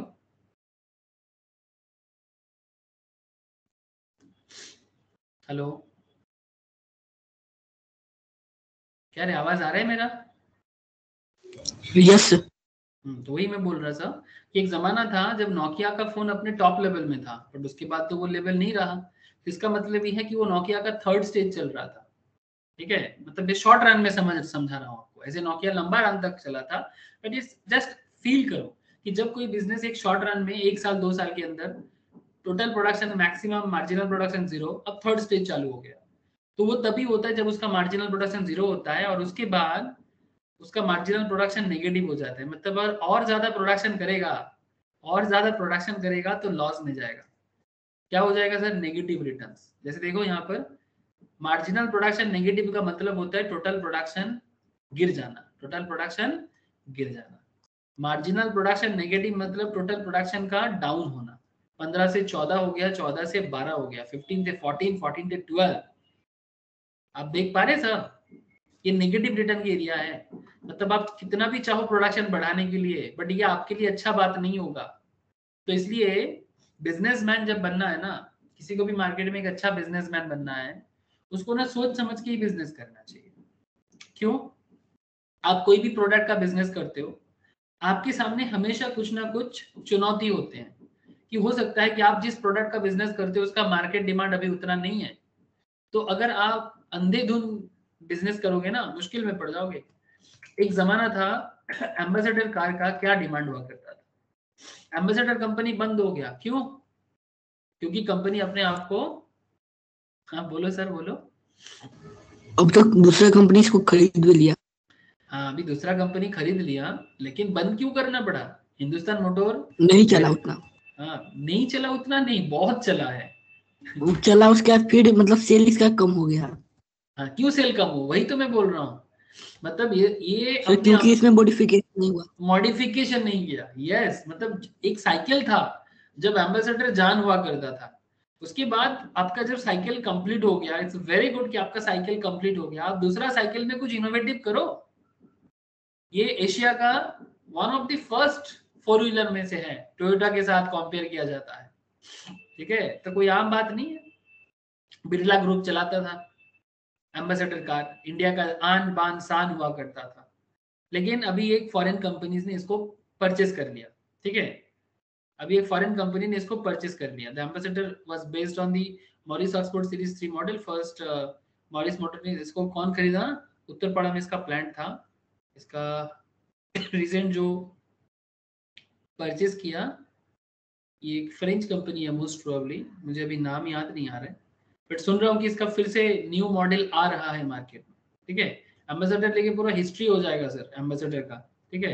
आई थिंक ये न्यू मॉडल ऑफ एम्बेसडर है, एविगो कुछ ऐसा कुछ आ रहा है सर, देखना आप लोग, और थोड़ा खबर मिल जाएगा आप लोग। सो मेरा अभी वो बात नहीं है, मैं आपको बस इतना कहना चाहता हूँ 1956 से लेके 2014 तक कंपनी चला है, लेकिन उसके बाद कंपनी को अपने आप को बंद करना पड़ा। इसका मतलब यही है, इसका मतलब यही होता है कि आप और ज्यादा प्रोडक्शन करते हो तो बिजनेस लॉस में चला जाता है, तभी तो कंपनी बंद होता है ना। अगर कोई बिजनेस प्रॉफिट में चलेगा तो क्या बिजनेस को कोई बंद करेगा? अरे क्या नो प्रॉफिटेबल सर। बिजनेस कोई बंद करता है? सुने हो क्या? किसी का कोई मतलब कोई बहुत बड़ी कोई मतलब वजह जब तक ना हो ना, कोई अपना प्रॉफिटेबल बिजनेस को तो बंद नहीं करता। सिंपल सी बात है। तो ये जो लॉ ऑफ वेरिएबल प्रोपोर्शंस है ना सर, ये शॉर्ट टर्म में बात करता है कि शॉर्ट टर्म मतलब 1 ईयर 2 ईयर 3 इयर्स के बीच में बात करता है। वो कहता है, सिंपल बात है कि बिजनेस स्टार्टिंग में आप इनपुट देते जाओगे, आपका स्टेज 1 में इंक्रीजिंग रिटर्न आएगा, फिर एक सर्टेन टाइम तक आप अपना इंक्रीजिंग रिटर्न देते जाओगे, तो टीपी भी बढ़ेगा, एमपी भी बढ़ेगा, एपी भी बढ़ेगा, तीनों के तीनों इंक्रीज करेगा। लेकिन हाँ, इसका रिलेशनशिप मैं आपको एपीएमपी रिलेशनशिप समझा दिया था प्रीवियस लेक्चर्स में। अच्छा, उसके बाद सेकेंड सीजन मतलब जो लेवल है, that is law of decreasing returns. यहाँ पर क्या होता है, आपका रिटर्न तो होता है पर रेट कम हो जाता है, आपका मार्जिनल प्रोडक्शन कम हो जाता है ना, 4 से 3 हो गया, देखो स्लो पड़ गया मार्जिनल प्रोडक्शन। क्यों? अब धीरे धीरे मार्केट में सैचुरेशन आ रहा है, मतलब मार्केट में आपका प्रोडक्ट का डिमांड धीरे धीरे खत्म हो रहा है, कुछ इस तरह का सिचुएशन है, या फिर कुछ प्रॉब्लम है, कुछ तो होगा। देयर आर वेरियस रीजंस, बहुत सारा रीजंस होता है, ठीक है। तो ये स्टेज 2 है, जो जब डिक्रीजिंग रिटर्न क्रिएट होने का चांसेस होता है, और तब क्या होता है, आपका टोटल प्रोडक्शन डिक्रीज कर जाता है, मतलब डिक्रीजिंग रेट में। ऐसे 12 से 14 इंक्रीज ही है, बट रेट ऑफ इंक्रीजिंग जो है वो स्लो हो गया, फिर 15 में जाके रुक गया। उसके बाद जब आपका मार्जिनल प्रोडक्शन 0 होता है, तब आपका टोटल प्रोडक्शन मैक्सिमम होता है, और ये स्टेज 3 है जब आपका नेगेटिव रिटर्न क्रिएट होता है। मतलब इस स्टेज में अगर आप प्रोडक्शन और भी करोगे तो आपको टोटल प्रोडक्शन कम हो जाएगा, और प्रोडक्शन कम होने का मतलब धीरे धीरे क्या होगा, आपका बिजनेस बंद के कगार में पहुंच सकते हैं अगर आप अपने आप को समय रहते रहते ना सुधराओ तो, इनोवेशन नहीं लाते हो तो, ठीक है। ऐसे ऐसे कारण से बहुत सारा नया मतलब न्यू बिजनेस भी बंद हो जाते हैं सर, ठीक है। तो पूरा यहाँ पर रिलेशनशिप को इलेबोरेट करके बताया गया है, जो मैं आपको तीनों समझाया वो तीनों चीज यहाँ पर स्टेज 1, स्टेज 2, स्टेज 3 करके समझाया गया, ठीक है। मतलब बेसिकली आपको बोला गया कि टोटल प्रोडक्शन क्या होता है स्टार्टिंग में, इंक्रीजिंग एट इंक्रीजिंग रेट, फिर क्या होता है increasing at diminishing rate and reach its maximum point, and उसके बाद स्टेज 3 में टोटल प्रोडक्शन फॉल करता है। सर मार्जिनल का क्या होता है, marginal increasing and increases and reaches at maximum point stage 1 में, फिर वो डिक्रीज करता है और धीरे धीरे जीरो में आ जाता है, ये स्टेज 2 है। एंड स्टेज 3 में मार्जिनल प्रोडक्शन नेगेटिव हो जाता है, ठीक है, जो आपको अभी समझा के आया। डोंट वरी, अभी आपको ग्राफिकल प्रेजेंटेशन भी दूंगा। एवरेज प्रोडक्शन का क्या होता है, पहले इंक्रीज करेगा और अपने मैक्सिमम पॉइंट में पहुंचेगा, उसके बाद मैक्सिमम में पहुंचने के बाद वो बिगिंस टू डिक्रीज, धीरे धीरे डिक्रीज करेगा। एवरेज कभी भी जीरो नहीं हो सकता, मार्जिनल जीरो हो सकता है, एवरेज कभी जीरो नहीं हो सकता। अरे भाई कुछ अगर कुछ बनाए हो तो एवरेज कैसे जीरो होगा, एवरेज जीरो नहीं हो सकता। अरे कुछ तो बनाए हो ना, कुछ तो प्रोडक्शन किया आपने, मार्जिनल जीरो हो सकता है। यस, एक जमाने में जाके एक टाइम पे आके आप अपना प्रोडक्शन को ही बंद करना चाहते हो तो marginal can be zero, marginal can be negative, okay. Marginal zero हो सकता है, मार्जिनल नेगेटिव हो सकता है, ठीक है, बट एवरेज कभी भी जीरो नहीं हो सकता और एवरेज कभी नेगेटिव भी नहीं हो सकता, कंटिन्यू टू डिमिनिश। नाउ इस पूरा खेल को अगर एक ग्राफिकली समझाया जाए आपको, क्या आपको ग्राफ दिख रहा है? हेलो, क्या आप लोगों को ग्राफ दिखाई दे रहा है ऐसा? Yes sir. ओके सर, अब देखो इसको ग्राफिकली कैसे प्रेजेंट किया जा सकता है, ध्यान से देखना, समझ आएगा ही आएगा। विप्लव, विक्रम, रौनक, क्लियर हो रहा है आप लोगों को? सोविक, बोलो सर। Yes sir. तो एक एक्स एक्सिस होना चाहिए, एक वाई एक्सिस होना चाहिए, और this is called origin sir, this is called origin. ये तो किसी भी ग्राफ बनाने का बेसिक मैटर है। Now there is a point sir, क्या करना है आपको यहाँ पर एवरेज प्रोडक्शन, मार्जिनल प्रोडक्शन और टोटल प्रोडक्शन तीनों को शो करना है, तीनों स्टेज दिखाना है, ठीक है। और इसमें कुछ पॉइंट ऑफ इन्फ्लेशन है और कुछ सैचुरेशन पॉइंट है।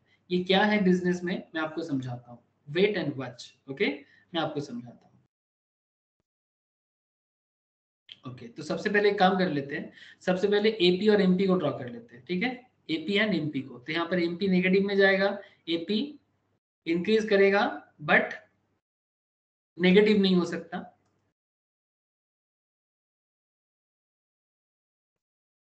सॉरी,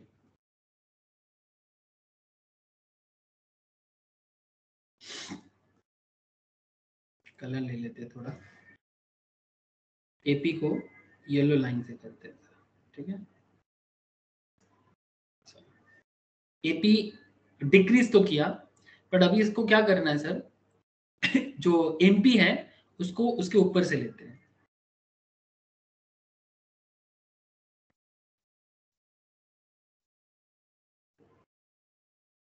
हाईएस्ट पॉइंट में, जिस पॉइंट में एपी हाईएस्ट है ना, उस पॉइंट में एमपी कट करेगा इसको ऊपर से, तो समथिंग लाइक दैट।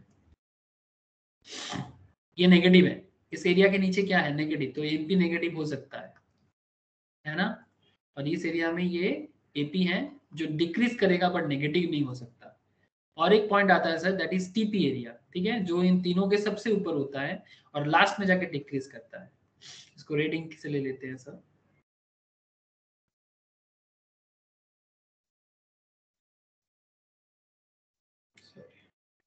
जरूरत से ज्यादा खींच ले रहे कभी कभी, रुक जाओ।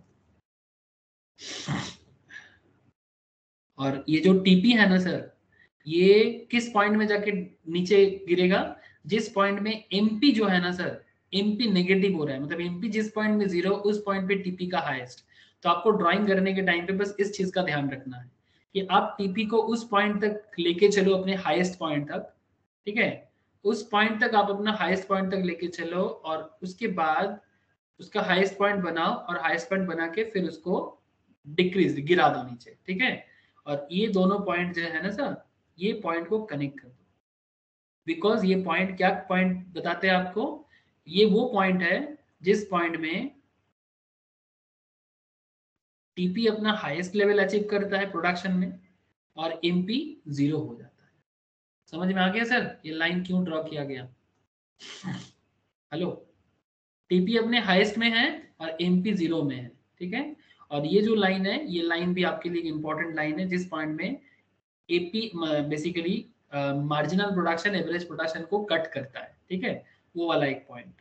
और ये पॉइंट आपको किस चीज से जोड़ेगा, जिस पॉइंट में ध्यान से देखना सर, इस पॉइंट को आपको यहां से खींचना चाहिए, मतलब just draw it from here in this point, green से ही दिखाते हैं आपको।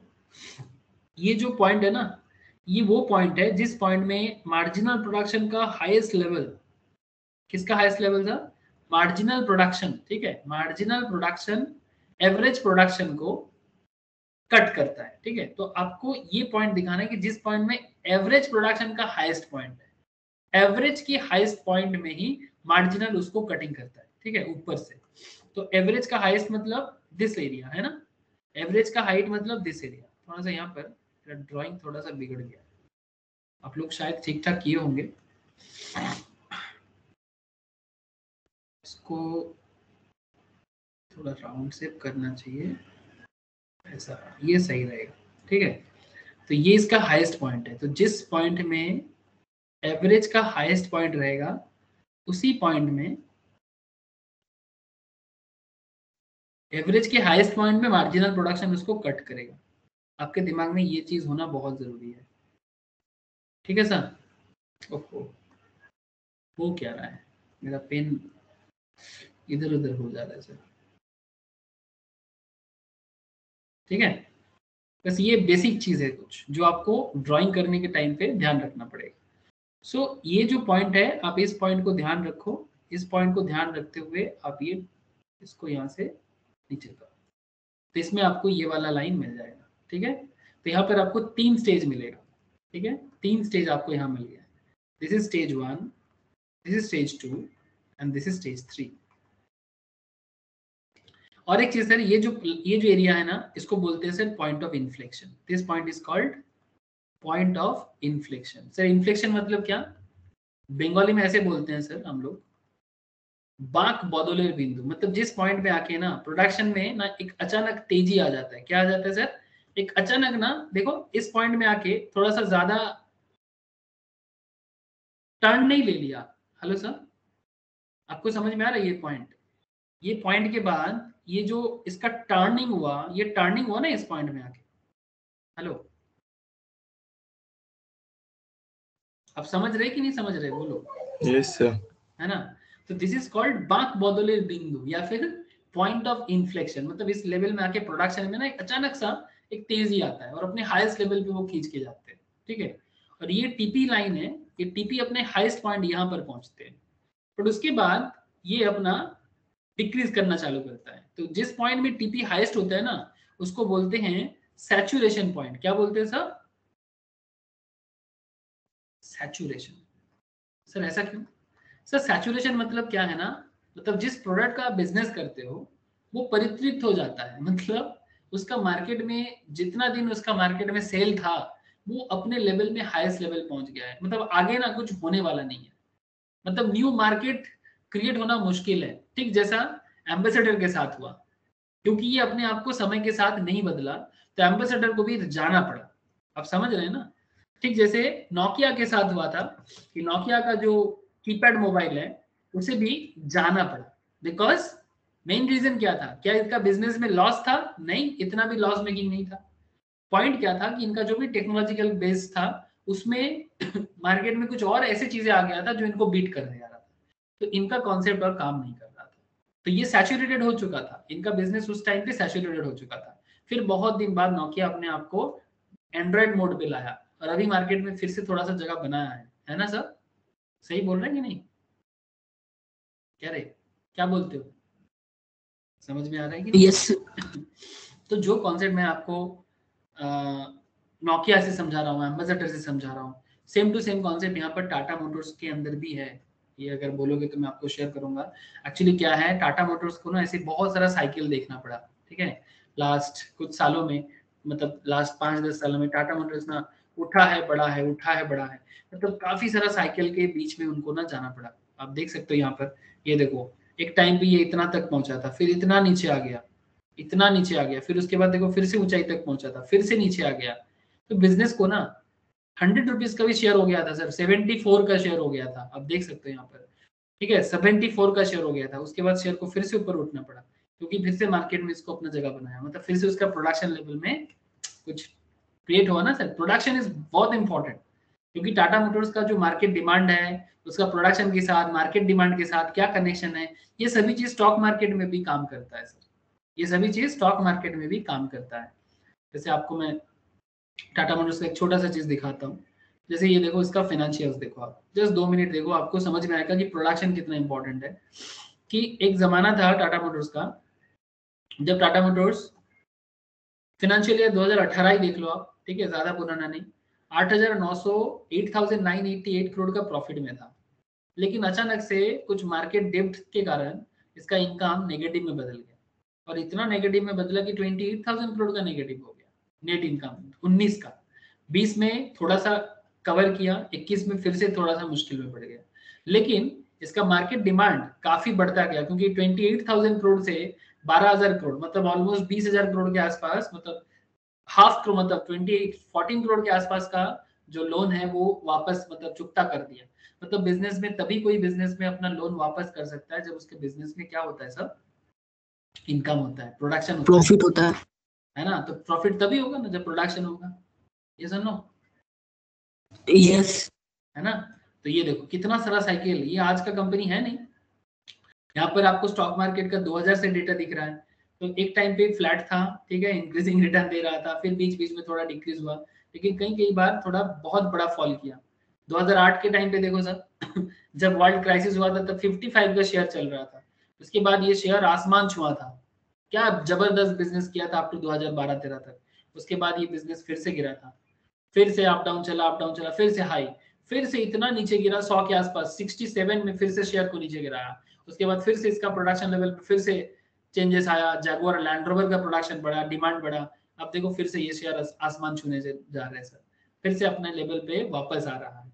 आपको दिखाई दे रहा है ना सर, मैं इसलिए बोला था कि टाटा मोटर्स का बिजनेस साइकिल मैं आपको दिखाऊंगा, एक्सपेंशन, पीक, कॉन्ट्रैक्शन, ठीक है ठीक है। और ये पूरा कॉन्सेप्ट को बोलते हैं थ्रू, ठीक है, मतलब हर चीज का ना एक थ्रू होता है। थ्रू मतलब कि आपको एक ट्रेंड में जाना पड़ता है, कभी ऊंचाई कभी नीचे, कभी नीचे कभी ऊंचे, कभी ऊंचे कभी नीचे, चलता है, जिंदगी है। हाँ सर, ये बिजनेस की जिंदगी है, और जिसका जो कनेक्शन है ना वो प्रोडक्शन से जुड़ा हुआ है। So I hope you understand sir, हर बिजनेस में ये दिन आता है, हर साइकिल में ये चीज आता है। बिजनेस में देखो सर, टाटा जैसा बिजनेस, रिलायंस जैसा बिजनेस जो 100 साल से चल रहा है, उनका क्या चलता है, 100 साल में कोई थोड़ा बोलेगा 100 साल बाद नीचे गिर जाएगा। बिजनेस का अकाउंटेंसी में एक कॉन्सेप्ट होता है सर, बिजनेस गोइंग कंसर्न होता है, सुनिए कि नहीं आप लोग, यस। है ना। अकाउंटेंसी में एक कॉन्सेप्ट होता है कि business is a going concern, मतलब कभी बंद नहीं होने वाला है ये, ठीक है। तो बिजनेस कभी खत्म नहीं होता, कंपनी लॉ में भी सिखाया जाता है, परपेचुअल सक्सेशन होता है। Perpetual succession. Thank you sir, ठीक है। तो क्योंकि बिजनेस बंद नहीं होता, क्योंकि बिजनेस का परपेचुअल सक्सेशन होता है, ठीक है, बिजनेस कभी बंद नहीं हो सकता, तो आप बिजनेस को नेगेटिव वे में कभी नहीं सोच सकते। लेकिन हाँ, इसका साइकिल होता है, ठीक है, साइकिल में कभी ये ग्रो करता है, कभी पीक में पहुंचते हैं, कभी कॉन्ट्रैक्शन होकर नीचे आ जाते हैं, बिजनेस मतलब नीचे के एकदम लेवल छू जाते हैं, फिर से वो एक्सपैंड करता है, फिर से पीक में पहुंचते हैं, जो लंबा रन में चलता है सर, ठीक है, उनके लिए।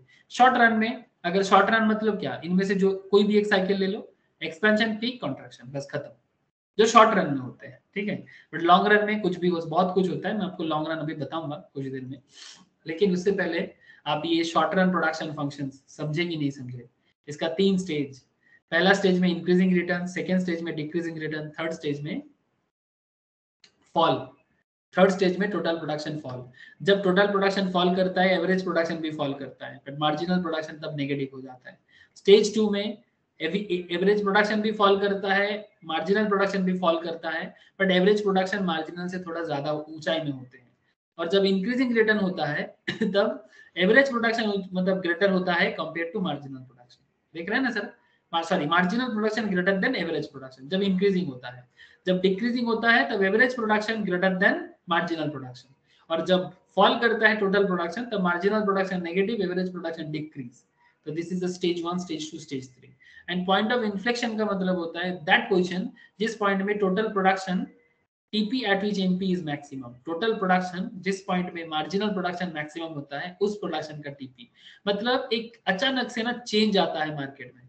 आपने अचानक एक ग्रोथ देख लिया, इतना दिन स्लो स्लो स्लो स्लो चला, उसके बाद आपने एक अचानक ग्रोथ देख लिया। जैसे एक बहुत कुछ हो रहा है, आपको बहुत अच्छा लग रहा है, बट उसके बाद फिर से ये गिरेगा सर, ये आज नहीं तो कल गिरेगा। ये होता है सर, हर बिजनेस को होता है। So please tell me sir, is this point clear, is this graph clear? Short run production function, या फिर आप ऐसे बोलो लॉ ऑफ वेरिएबल प्रोपोर्शन, या फिर आप ऐसे बोलो law of return to a factor. इसको और एक वो 3 नाम से जाना जाता है, बहुत सारा नाम है इसका। लॉ ऑफ वेरिएबल प्रोपोर्शंस भी बोलते हैं। और इसमें क्या होता है, एटलीस्ट एक फैक्टर फिक्स रहेगा, बाकी वेरी कर सकता है।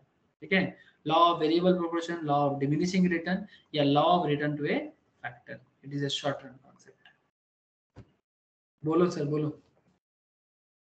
आप लोगों का हाँ ना मेरे लिए बहुत कीमती है। बोलो, समझ में आया? टेबल समझ में आया? एनालिसिस समझ में आया? ग्राफ समझ में आया? Yes sir. ठीक है, एक्सप्लेनेशन यहाँ पर जो भी मैं अभी इतना देर से दिया वही दिया हुआ है। कुछ और पॉइंट बोला है जैसे indivisibility of fix factors, law of increasing return. अच्छा, इंक्रीजिंग में बात करते हैं, ठीक है। Division of labour and specialisations, ठीक है। Inadequate relative of fix factors, ठीक है। ऐसे यहाँ पर मैं आपको कुछ चीजें बता सकता हूँ। जैसे मानो law of increasing return operates because of indivisibility of fix factor. It means in order to produce goods upon a given limit, at least one unit of the fixed factor is fixed. At least एक factor को fixed रहना जरूरी है। Division of labor, the second reason why we get increasing return in the initial stage is that with sufficient quantity of variable factor, introduction of division of labor and specialization becomes possible. Starting में क्या होता है ना, business में बड़ा जोश रहता है, लेबर को डिवाइड किया जाता है अलग अलग लेवल में, जिसके कारण स्टार्टिंग में ना हाई पॉसिबिलिटी ऑफ प्रोडक्टिविटी होता है। मार्केट डिमांड भी हाई रहते हैं नॉर्मली, तभी तो वो बिजनेस चल पड़ता है। लेकिन उसके बाद ना बिजनेस में एक डिमिनिशिंग पॉइंट आ जाता है। Once point is reached at which the amount of variable factor is sufficient to ensure the efficient utilization of fixed factor, then further increasing the variable factor will cause marginal and average product to decline because the fixed factor then becomes inadequate relative to the quantity of variable factors.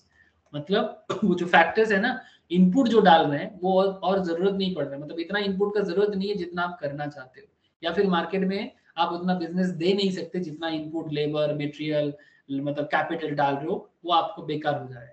तो एक certain time के बाद जो future को पढ़ लेता है ना, वही बिजनेसमैन अपने आप को सक्सेसफुल देख पाता है। ठीक है, तो इस तरह से चलता है सर शॉर्ट रन। अगर आपको शॉर्ट रन समझ में आया, ठीक है, तीनों स्टेज अगर आपको समझ में आया, तो फिर अगर मैं आपको stage of law of return to scale समझाऊं, चलेगा? बोलो सर। Yes sir. ठीक है, बस याद रखिएगा यहाँ पर क्या क्या चलता है। स्टेज 2 में आपके सामने इनएडिक्वेट रिलेटिव ऑफ फिक्स फैक्टर्स, ठीक है। फिर आपका सामने आ जाता है सर इम्परफेक्ट सब्स्टिट्यूटेबिलिटी, मतलब अनदर रीजन, मतलब स्टेज 2 में लॉ ऑफ वेरिएबल प्रोपोर्शंस में offered for a operation of the diminishing return in this imperfect substitutability of factor for one another, मतलब आपको कोई सब्स्टिट्यूट नहीं मिलता, इसीलिए यहाँ पर ना सैचुरेशन पॉइंट क्रिएट होता है at which total production maximum and marginal production zero, मतलब आपको और कुछ नहीं दिखता, जो हुआ है उसका एक पूरा साइकिल खत्म होता है, मतलब सब्स्टिट्यूट भी आप नहीं ढूंढ पाते properly. And explanation to negative return में क्या होता है, to excessive quantity of variable factor, मतलब बहुत ज्यादा फैक्टर वेरिएबल फैक्टर को यूज कर लिया आपने, लेबर लैंड कैपिटल जो भी आप यूज किए। In this stage the quantity of variable factor become too excessive relative to the fixed factor so that they get in each other's way with the result that the total output falls। इसमें क्या होता है, आपका output ultimately गिर जाता है, मतलब बढ़ने की जगह। In such a situation reduction in the units of variable factors will increase the total output। ऐसे सिचुएशंस में आपको क्या करना पड़ता है, आपको इनपुट को घटाना पड़ता है, तभी जाके आप आउटपुट इंक्रीज कर सकते हो। It's a very critical situation for business. Even in accountancy आपको ये भी सिखाया जाएगा, बिजनेस में कंपनी अकाउंट्स में मैम कराएंगे आप लोगों को इंटरमीडिएट लेवल में, फाइनल लेवल में कंपनी रिकॉन्स्ट्रक्शन होता है सर, ठीक है, इसको अकाउंट्स में रिकॉन्स्ट्रक्शंस बोलते हैं, ठीक है। जो रिवैल्यूएशन, हाँ बोलो, रिवैल्यूएशन, रिवैल्यूएशन भी बोल सकते हो, ठीक है। मेनली वो internal reconstruction, external reconstructions, different kind of reconstructions होते हैं। मतलब जब बिजनेस को बचाया जाता है, सिचुएशंस खतरनाक हो जाते हैं, तो दैट्स अ डिफरेंट कॉन्सेप्ट्स। तो ये इसके साथ कनेक्टेड एरिया है। स्टेज ऑफ ऑपरेशंस भी कहते हैं। The three stage together constitute the law of variable proportions. Since the second stage is the most important, है ना। जो सेकंड स्टेज समझ लिया, stage 2 will be stage of operation. मतलब आपके बिजनेस का मेन ऑपरेशन आपके हाथ में स्टेज 2 में होता है ना। क्या है ना, एक कहावत है सर हिंदी में, सक्सेस पाना इतना, मतलब सक्सेस पाना शायद आसान है, उससे भी आप मतलब आसान तो नहीं बोल सकते। किसी भी चीज में सक्सेस पाने के लिए आपको बहुत मेहनत करना पड़ता है। मतलब कहते हैं कि सक्सेस को टिकाना बहुत मेहनत का खेल होता है। मतलब कंपेरेटिवली सक्सेस एक बार मिल जाना कंपेरेटिवली काफी इजी हो जाता है, बट एक बार सक्सेस पहुंचने के बाद अपने आप को बना के रखना, that's very tricky sir. I hope आप लोग सुने होंगे এরকম বাংলাতেও বলি আমরা कि एक बार सक्सेस পেলেই হয় না, सक्सेसটাকে টিকিয়ে রাখতে হয়। तो जो एक्चुअली नॉलेजेबल होते हैं ना, जैसे आप बॉलीवुड में देख लो, वही अपने आप को टिका के रख पाया है जो समय के साथ चलना जानता है, जिसके अंदर नॉलेज है, जिसके अंदर सेंस है, एडेप्टेबिलिटी है, अपने आप को परिवर्तन करने की स्थिति है, ठीक है। वही देखो बन के रहा है। और जिस तरह का एक्टर जो एक टाइम पे एक्टर एक्ट्रेसेस बहुत चला, बट अचानक से देखो धप से गिरा, अभी चल नहीं रहा है। समझ रहे हैं सर? हेलो। ये स्टेज 2 का क्या नाम है सर? स्टेज 2 को बोलते हैं स्टेज ऑफ ऑपरेशंस। समझ गए सर? बोलो। Hello. Yes sir. Yes sir. मतलब सक्सेस को पकड़ के रखना ये बहुत बड़ी चीज है। Okay, in practice we normally refer to the law of variable proportion as the law of diminishing return. धीरे धीरे रिटर्न डिमिनिश करता है, इसलिए लॉ ऑफ डिमिनिशिंग रिटर्न भी कहा जाता है। Now there is another point जिसको हम लोग बोलते हैं law of return to scale. Comparatively easy concept है, मतलब कॉन्सेप्ट वाइज इजी है, रियल लाइफ में इतना इजी नहीं होता। जैसे आपको मैं टाटा का दिखाया, टाटा बहुत बड़ा कंपनी है, बहुत पुराना कंपनी है, law of return to scale का बात यहाँ कर सकते हैं। तो जब बात लॉन्ग रन की आ जाए ना, इसमें क्या होता है, सारा फैक्टर वेरिएबल हो जाएगा, सारा फैक्टर। जैसे आपको स्टार्टिंग में ही मुझे एक बार बता देना चाहिए था, जैसे मानो कि 4 फैक्टर है, land, labour, capital and entrepreneur. तो आप मानो कि आप एक शोरूम बनाते हो, क्या बनाते हो सर? एक शोरूम बनाते हो। किसका शोरूम? सपोज एक बाइक शोरूम बनाते हो या फिर एक मोबाइल शोरूम बनाते हो। क्या रे, समझ में आ रहा है ना? तो यस आपको सर। आपको एक लैंड का जरूरत है, आपको एक लेबर, कुछ आप खुद भी लेबर दो, किसी को रखो कंपनी में, कैपिटल की जरूरत है और आपका रिस्क। चारों चीज लेके बिजनेस करने उतरे। एक मोबाइल दुकान चालू करने में, मतलब मार्केट में रनिंग करने में कितना टाइम लग सकता है? 1 ईयर? 6 months से 1 year। एकदम सर। तो 1 year is short run for you, is it okay? Yes sir. है ना। तो ये शॉर्ट रन में कौन सा फैक्टर फिक्स रह सकता है सर? लैंड फिक्स हो सकता है, लैंड, कैपिटल। क्योंकि लैंड के बदले आपको रेंट देना पड़ता है ना, तो रेंट फिक्स हो सकता है सर। कैपिटल भी फिक्स हो सकता है, लेबर वैरी करेगा, एंटरप्रेन्योरशिप या रिस्क टेकिंग पावर भी वैरी करेगा। तो एटलीस्ट शॉर्ट रन में 1 फैक्टर तो फिक्स करो सर, बाकी को वैरी कर सकते हो। या तो लैंड को फिक्स कर लो, मतलब रेंट फिक्स कर लो, या तो कैपिटल को फिक्स कर लो। तो कैपिटल फिक्स करना काफी मुश्किल हो सकता है, तो लैंड फिक्स करना काफी अच्छा है कि आपका रेंट तो 1 साल से बाद ही बढ़ेगा ना सर। अगर बिजनेस में भाड़ा ले रहे हो तो रेंट बढ़ने में 1 साल तो लगेगा। क्या रे, क्या बोलते हो? Yes sir. है ना। तो ये सब आपका कॉस्टिंग का ही तो पार्ट है ना। ये सभी आपका कॉस्टिंग पड़ जाएगा, क्योंकि लैंड के लिए रेंट दोगे, वो आपका बिजनेस का कॉस्टिंग है। लेबर रखोगे तो वेजेस दोगे, वो भी बिजनेस का कॉस्टिंग है। कैपिटल लोगे तो उसका इंटरेस्ट भरोगे, बैंक से कैपिटल लोगे तो उसका इंटरेस्ट भरोगे। और अगर एंटरप्रेन्योरशिप हो तो खुद को प्रॉफिट दोगे, तो आपको बदले में सब देना पड़ेगा। तो बिजनेस के लिए ये सब बोलते हैं फैक्टर रिटर्न्स। क्या बोलते हैं? लैंड के बदले रेंट, इसको बोलते हैं फैक्टर रिटर्न, ठीक है। रेंट, लेबर के बदले वेजेस, ठीक है, कैपिटल के बदले इंटरेस्ट। और एंटरप्रेन्योरशिप जो ले रहा है, रिस्क लेके जो बिजनेस करते हैं, वो क्या लेगा? प्रॉफिट लेगा। ठीक है। तो बिजनेस को सभी रिटर्न देना है, तो इसको बोलते हैं रिटर्न टू, मतलब फैक्टर रिटर्न्स बोलते हैं इसको, ठीक है। फैक्टर और बिजनेसमैन के लिए क्या हो जाता है, फैक्टर कॉस्ट, ठीक है। बिजनेसमैन के लिए रेंट क्या है, कॉस्ट है, वेजेस क्या है, कॉस्ट है, इंटरेस्ट क्या है, कॉस्ट है, प्रॉफिट भी बिजनेस के लिए तो कॉस्ट ही है। अरे अब लोगों को पता है ना, बिजनेस अलग और बिजनेसमैन अलग। अरे बिजनेस और Yes, बिजनेसमैन sir. दोनों अलग है ना।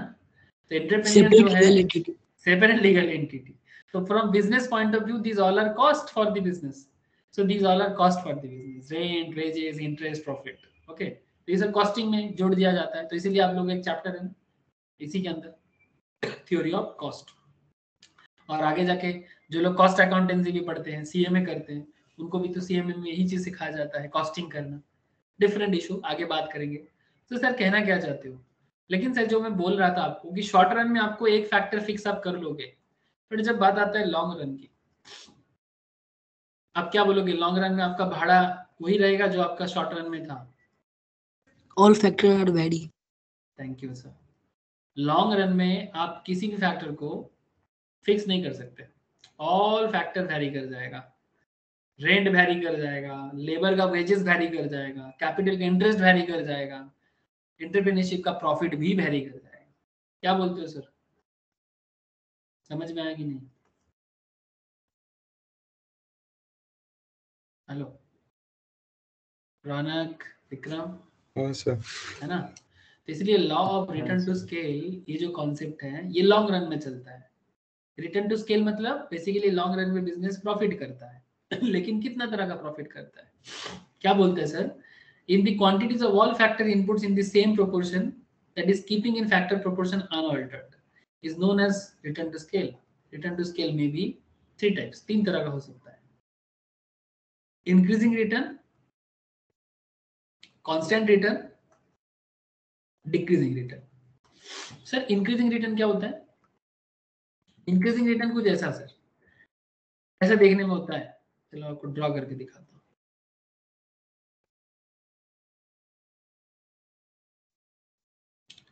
समथिंग लाइक दिस, इजी है ड्रॉ करना, मतलब कुछ ऐसा है सर। दिस इज इंक्रीजिंग, मतलब लॉन्ग रन है, 10 साल 15 साल का बात है, 5 साल का बात है। इंक्रीजिंग हो गया, कांस्टेंट हो गया, डिक्रीज कर दिया। मतलब जितना इनपुट देते हो उससे ज्यादा ही आउटपुट आता है समझ रहे हैं ना, इनपुट से आउटपुट ज्यादा होता है। मतलब अगर 100% इनपुट देते हो, या ऐसे बोलो 100% इनपुट से आउटपुट आता है 125%। बिजनेस में इंक्रीजिंग रिटर्न तभी होता है, 100 रुपया डालने से 125 आता है, समझ रहे हैं ना सर। 100% इनपुट दोगे तो 125% आएगा। तो this kind of concept is called increasing return. Okay, 100% डालोगे 125% हो जाएगा। सर कांस्टेंट में क्या होता है, सर 100% डालते हो 100% ही आएगा, मतलब बिजनेस में ग्रोथ नहीं है, सिंपल बात है। कांस्टेंट हो गया, नो ग्रोथ सिचुएशन, इसमें ग्रोथ आ गया, this is a growth situation या इंक्रीजिंग। एंड डिक्रीजिंग में क्या होता है, डालोगे तो 100% बट इनपुट में आएगा 75%। ऐसा होता है ना बिजनेस में, रियल लाइफ में भी होता है। जब दुकानदार क्या करते हैं, दुकानदार बोलते हैं दुकान खोलना ही लॉस है। दुकानदार क्या बोलते हैं sir, shop owners, shop owners क्या बोलते हैं, अरे क्या दुकान खोले, दुकान खोलने से ही लॉस है। क्या गाड़ी चलाए, गाड़ी चलाना ही बेकार है, गाड़ी चलाने से लॉस ही है। आप समझ रहे हैं कि नहीं समझ रहे हैं? ये सिचुएशंस का बात कर रहा हूँ जब डिक्रीजिंग रिटर्न आता है। दुकान चलाना मुश्किल हो जाता है, गाड़ी चलाना मुश्किल हो जाता है, ऑपरेट करना, कंपनी फैक्ट्री का ऑपरेट करना मुश्किल हो जाते हैं। तो एग्जाम्पल याद आ गया, चलो टाटा मोटर्स तो नाम का ही लिया मैंने, टाटा मोटर्स छोड़ के कितना सारा कंपनी का आपके साथ बात हो गया। फिर इस कंपनी के बारे में सुने हो क्या, जेट एयरवेज? Yes, sir. देखो सर इसका शेयर का सिचुएशन देखो, एक जमाने में इसका शेयर चलता था कितना सर, 1200-1300 तक था। ये मैं आपको बात कर रहा हूँ 2005 का। उसके बाद शेयर्स जो है इसका, ओहो सॉरी,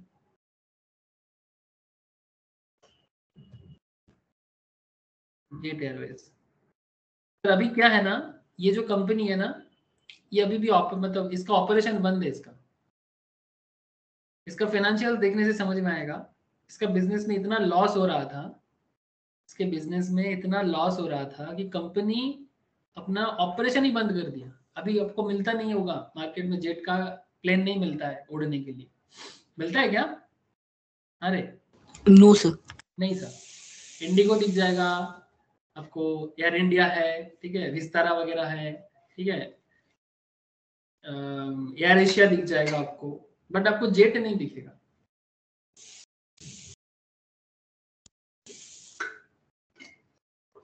क्योंकि 2018 में जेट को बंद कर दिया गया ऑपरेशन लेवल में, कंपनी बंद नहीं हुआ। ये फिर से आएगा, बात चल रहा है। Look at this, inactive company. हाँ, करेंटली कंपनी का ऑपरेशन इनएक्टिव है, ठीक है। ये देखो कंपनी का लॉस देखो, 2019 में 5,500 करोड़ का लॉस था। उससे पहले 2017 में 1,500 करोड़ का प्रॉफिट, 18 में देखो 636 करोड़ का loss.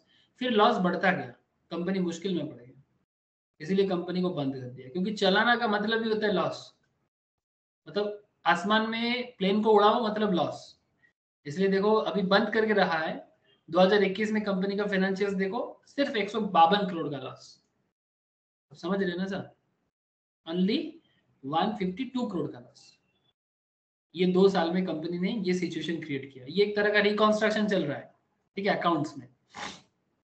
I hope you all understand sir कि कंपनी को क्या क्या सिचुएशन से गुजरना पड़ता है, ठीक है। तो ऐसे सिचुएशंस में कंपनी क्या कर देते हैं लॉन्ग रन में, फिर धीरे धीरे कंपनी को बंद करना पड़ता है। Hello, do you all get this return to scale? भाई बोलो सर, समझ में आया कि नहीं? Yes sir. Raunak, Vikram, return to scale समझ में आया हाँ सर। ना? बस इतना याद रखो, इंक्रीजिंग का मतलब क्या है, 100% देने से 125 आएगा। द कांस्टेंट का मतलब 100% बिजनेस में इनपुट दिया जा रहा है, 100% ही आउटपुट आ रहा है, ज्यादा नहीं आ रहा है। इसको बोलते हैं लीनियर होमोजेनियस प्रोडक्शन फंक्शंस। जब रिटर्न टू मतलब लॉन्ग रन में जब 100% देने से 100% आता है, दैट इज कॉल्ड लीनियर, मतलब स्ट्रेट लाइन में रिटर्न है, ठीक है, ग्रोथ नहीं है। लीनियर मतलब straight line, homogeneous similar category में प्रोडक्शन चल रहा है, और डिमिनिशिंग मतलब डिक्रीज करना। ग्राफ इसका ऐसे देखने में होते हैं। तो ऐसे सिचुएशंस में कंपनी का 2 चीज होता है। एक होता है, देखो ये सब क्यों होता है, law of return to scale का 2 रीजन है। एक होता है internal and external economies of scale. Economy of scale मतलब क्या, जब बिजनेस चीप में बेस्ट रन होता है। चीप में बेस्ट समझते हो, खर्चा कम करता है, इनकम ज्यादा करता है, मतलब आमदनी 58 और खर्चा रुपया, मतलब समझ रहे हो ना। 50 পয়সা খরচা করে যদি কোম্পানি 1 টাকা আর্নিং করে, তাহলে এটাকে আমি বলবো ইকোনমিজ অফ স্কেল। और डिस इकोनॉमीज ऑफ स्केल क्या होता है सर, कंपनी खर्चा तो कर रहा है 1 টাকা, ठीक है, मतलब आमदनी 58 और खर्चा रुपया, 50 पैसा अर्न करता है, खर्चा 1 টাকা करता है। इकोनॉमीज ऑफ स्केल क्या है, 1 रुपी अर्न करता है, 50 पैसा खर्चा करता है। समझ में कुछ आ रहा है सर? जिसका दोनों रीजन होता है, इंटरनल भी होता है और एक्सटर्नल भी होता है। हेलो, समझे कि नहीं? ये जो बिजनेस में ये सिचुएशंस क्यों होता है, इसके पीछे 3 रीजन दिया है, इंक्रीजिंग, कांस्टेंट, डिक्रीजिंग। तो ये तीनों रीजन के पीछे का क्या मेन कॉन्सेप्ट है, internal and external economies of scale and internal and external diseconomies of scale, ठीक है। अब ये इकोनॉमीज और डिस इकोनॉमीज को समझने के लिए आपको iso quant and iso cost को थोड़ा समझना होगा। हेलो सर, आप लोगों को समझ में आ रहा है बात? Yes sir. Sir iso quant क्या है, जल्दी देख लो, एकदम सिंपल पॉइंट है सर, ग्राफ देख के डरने का नहीं। स्कॉर्पियो जैसा लग रहा है ना, जैसे लग रहा है कोई काकड़ा आएगा, हाँ काकड़ा बिछा नहीं, कोई बिछा वगैरह नहीं है, just a iso quant curve. Sir iso quant curve क्या समझाते हैं हमें? सर बहुत सिंपल सा कॉन्सेप्ट समझाते हैं कि स्टार्टिंग में हम लोग इनपुट कम डालते हैं, बट हमारा आउटपुट ज्यादा आता है। ये देखो सर, इनपुट में क्या डाल रहे हैं, लेबर और कैपिटल। दिखाई दे रहा है क्या आप लोगों को? देखो, एक्स एक्सिस में लेबर है, वाई एक्सिस में कैपिटल है, दिखाई दे रहा है? Yes sir. ठीक है, एक्स एक्सिस में लेबर, वाई एक्सिस में कैपिटल। मतलब कहने का मतलब है कि हम स्टार्टिंग में लेबर कैपिटल कम ही डालते हैं। ठीक है, स्टार्टिंग में लेबर कैपिटल कम है बट हमारा आउटपुट काफी ज्यादा है। बट एक समय के बाद लेबर और कैपिटल बढ़ता जाता है बट आउटपुट जो है ना, जो देखो ये पॉइंट में जाके कांस्टेंट हो जाता है। मतलब हम कितना भी लेबर कैपिटल डालें उसमें, मेरे बिजनेस में ग्रोथ नहीं आता। उसके बाद तो ऐसे होते हैं कि लेबर कैपिटल इतना बढ़ जाता है, उसके हिसाब से आउटपुट तो छोड़ो, बिजनेस अभी बहुत खतरनाक कंडीशंस में आ जाएगा। मैं आपको समझाता हूँ इसको ड्रॉ करके। ये सब क्या है, ये सब जो ग्राफ है इकोनॉमिक्स में, this is what sir this is called data analysis. Okay, आप लोग गूगल करोगे ना, आजकल डेटा एनालिसिस जॉब बहुत मिलता है। पढ़ने के लिए समझा करो कि क्यों है और किस चीज के लिए है। डेटा एनालिसिस या एनालिटिक्स ऐसे भी बोलते हैं। देखो डेटा एनालिस्ट जॉब्स, मैंने बस इतना गूगल किया, देख पा रहे सर। इवन आप लोग जैसे कंपनीज में जॉब करना चाहते हो, ये देखो ये PwC है। ठीक है, देख रहे हैं आप, अब नौकरी में जाओ आपको समझ में आएगा। Data analyst, big data analyst. तो ये सब ग्राफिकल प्रेजेंटेशन क्या है, ये डेटा एनालिसिस करना है। ठीक है, हेलो, समझते हो कि नहीं। इकोनॉमिक्स में लोग ग्राफ देख के डर जाते हैं और फिर बाद में जब जॉब का बात होता है तब वो सोचते हैं कि क्या करने से जॉब मिलेगा। अरे भाई पढ़ाई जो है उसी को करो ठीक ठाक से, जॉब मिल जाएगा। हाँ, बाद में ये कोर्स वो कोर्स, हाँ, अपना चार्टर ठीक से कर लो, CMA ठीक से कर लो, बहुत है, और कोई कोर्स करने की जरूरत नहीं है। CMA कर लो आराम से, और जो जेन्युइन नॉलेज है जेन्युइनली लो, जेन्युइन नॉलेज जेन्युइन लो, किसी चीज का दिक्कत नहीं होता किसी को कभी, बस कंसंट्रेशन चाहिए। अच्छा देखो सर आप ना दिमाग बहुत खाते हो हम लोग का। देखो सर बड़ा सिंपल पॉइंट है, एक्स एक्सिस वाई एक्सिस, इसमें ये जो ग्राफ बना है इसमें एक सेंटर लाइन बना दो P का। ठीक है, जो आइसोक्वांट का एक बेस है, सिंपल है।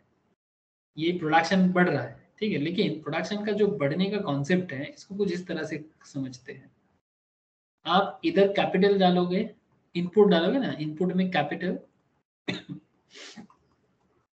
और इनपुट में लेबर, दोनों ही डाल सकते हैं, लेबर कैपिटल दोनों डाल सकते हैं। इधर आप कुछ यूनिट कैपिटल दो, कुछ यूनिट लेबर दो, फिर से कुछ यूनिट कैपिटल दो, कुछ यूनिट लेबर दो, फिर से कुछ यूनिट कैपिटल, कुछ यूनिट लेबर, कुछ यूनिट कैपिटल, कुछ यूनिट लेबर, कुछ यूनिट कैपिटल, कुछ यूनिट लेबर। सर चल क्या रहा है, सर कुछ नहीं, बस ये आपका जो कैपिटल और लेबर के ऊपर बेस करके आपका क्या बन रहा है, प्रोडक्शन बन रहा है। हेलो, क्या रे, कैपिटल और इसके बेसिस में क्या बन रहा है आपका, प्रोडक्शन। प्रोडक्शन बन रहा है। तो बस ये आइसोक्वांट लाइन जो है ये सब एक एक प्रोडक्शन का लाइन है।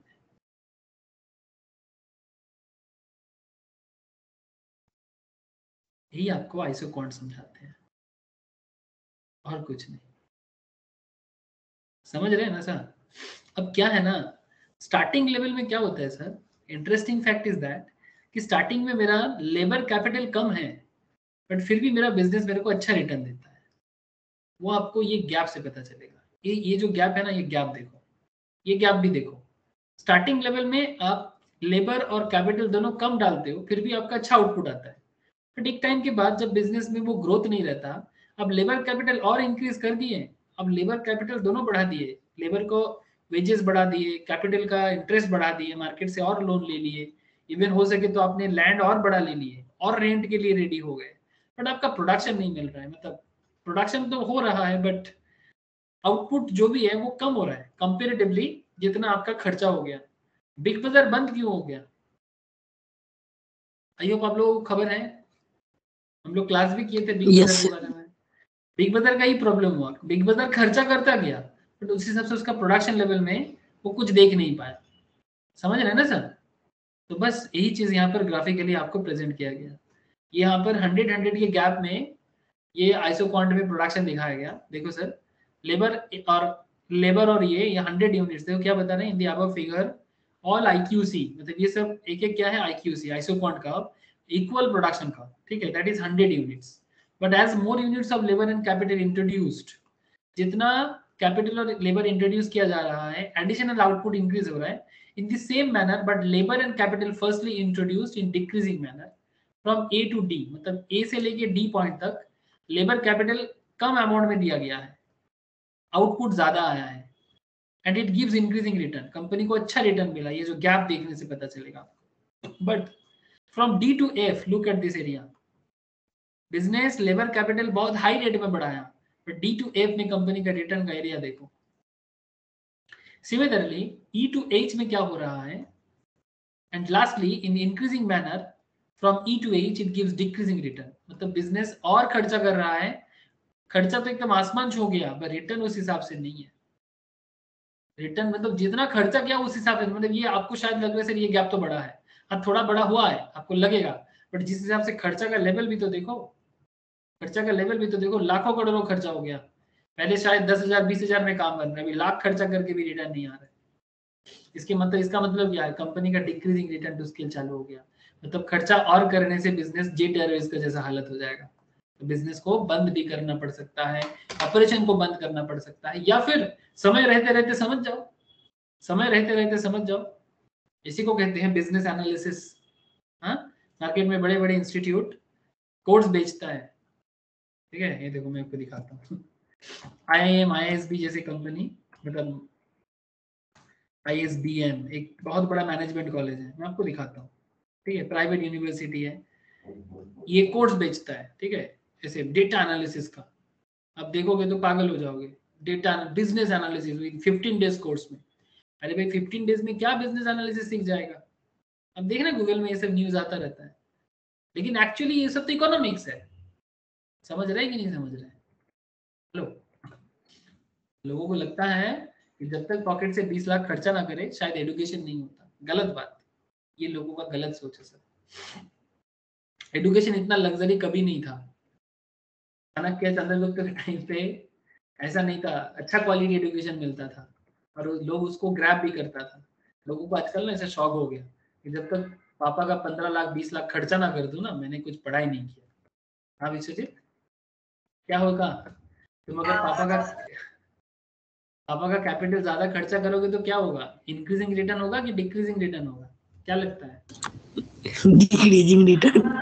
समझ गए ना, बस दिमाग लगा के काम करना, इसको कहते हैं एनालिसिस। ऐसा नहीं कि शॉर्ट लिंक में कोई कांच का बिल्डिंग में एडमिशन करने से कुछ ज्यादा हो जाएगा, ठीक है, सेक्टर 5 में कोई, मतलब ऐसे होता है सर, कॉलेज मोड में कितना सारा कॉलेजेस है, मेरे को फोन करता है, बोलता रहता है कि सर स्टूडेंट भेज दो ना, कमीशन देंगे, पागल हो गए क्या, मेरे को किसी का जिंदगी बर्बाद नहीं करना है। जिंदगी में एक चीज मैंने मतलब समझा सर, मैं कितना क्वालिटी टीचर हूँ तो आप लोग जानते हो, मैम कितना अच्छे से पढ़ाते हैं आप लोग जानते हो, बट एक चीज है कि किसी का बर्बादी नहीं करना है, किसी का पैसा कर लेके ना बर्बादी नहीं करना है, मतलब जिंदगी में कुछ पैसा कम कमाए ज्यादा कमाए, आई डोंट नो सर, वो तो भगवान के ऊपर डिपेंड करता है, बट दुआ कमाने का बहुत इच्छा है, मतलब किसी का हाई नहीं, मतलब पढ़े, मतलब किसी का खराबी करे जानबूझ के, आई नो कि उसके मतलब वो कॉलेज में 20 लाख खर्चा करना बेकार है, तो मैं फिर भी अगर किसी को भेजूं और कुछ कमीशन के लिए, मैं कभी कभी सोचता रहता हूँ कि क्या चल क्या रहा है।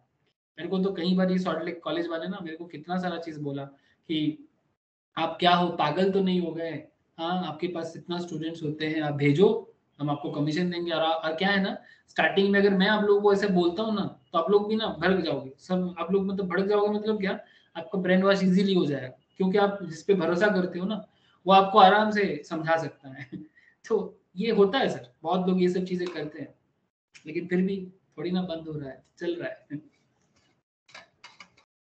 कुछ समझे सर?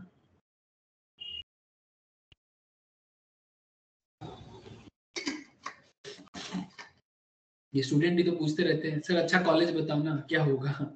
अरे अच्छा कॉलेज क्या है, बस पढ़ाई करते जाओ, गुड एडुकेशन लो जहां से अच्छा लगे, कोई अच्छा टीचर ढूंढो जिंदगी में, और कुछ ढूंढने का जरूरत नहीं है, ठीक है, टीचर मिलने से ही काम बनता है, बाकी जिसको अच्छा लगे, जरूरी नहीं कि मेरे पास ही पढ़ो, मैम के पास पढ़ो, जहां मन लगे पढ़ो, but please find a good teacher, ठीक है, और गुड टीचर से ही बनता है गुड इंस्टीट्यूट, बिल्डिंग का कांच का building is not important. Sir मैं समझाना चाहता हूँ आपको increasing return, decreasing return and constant return. I hope you all understand sir. बोलो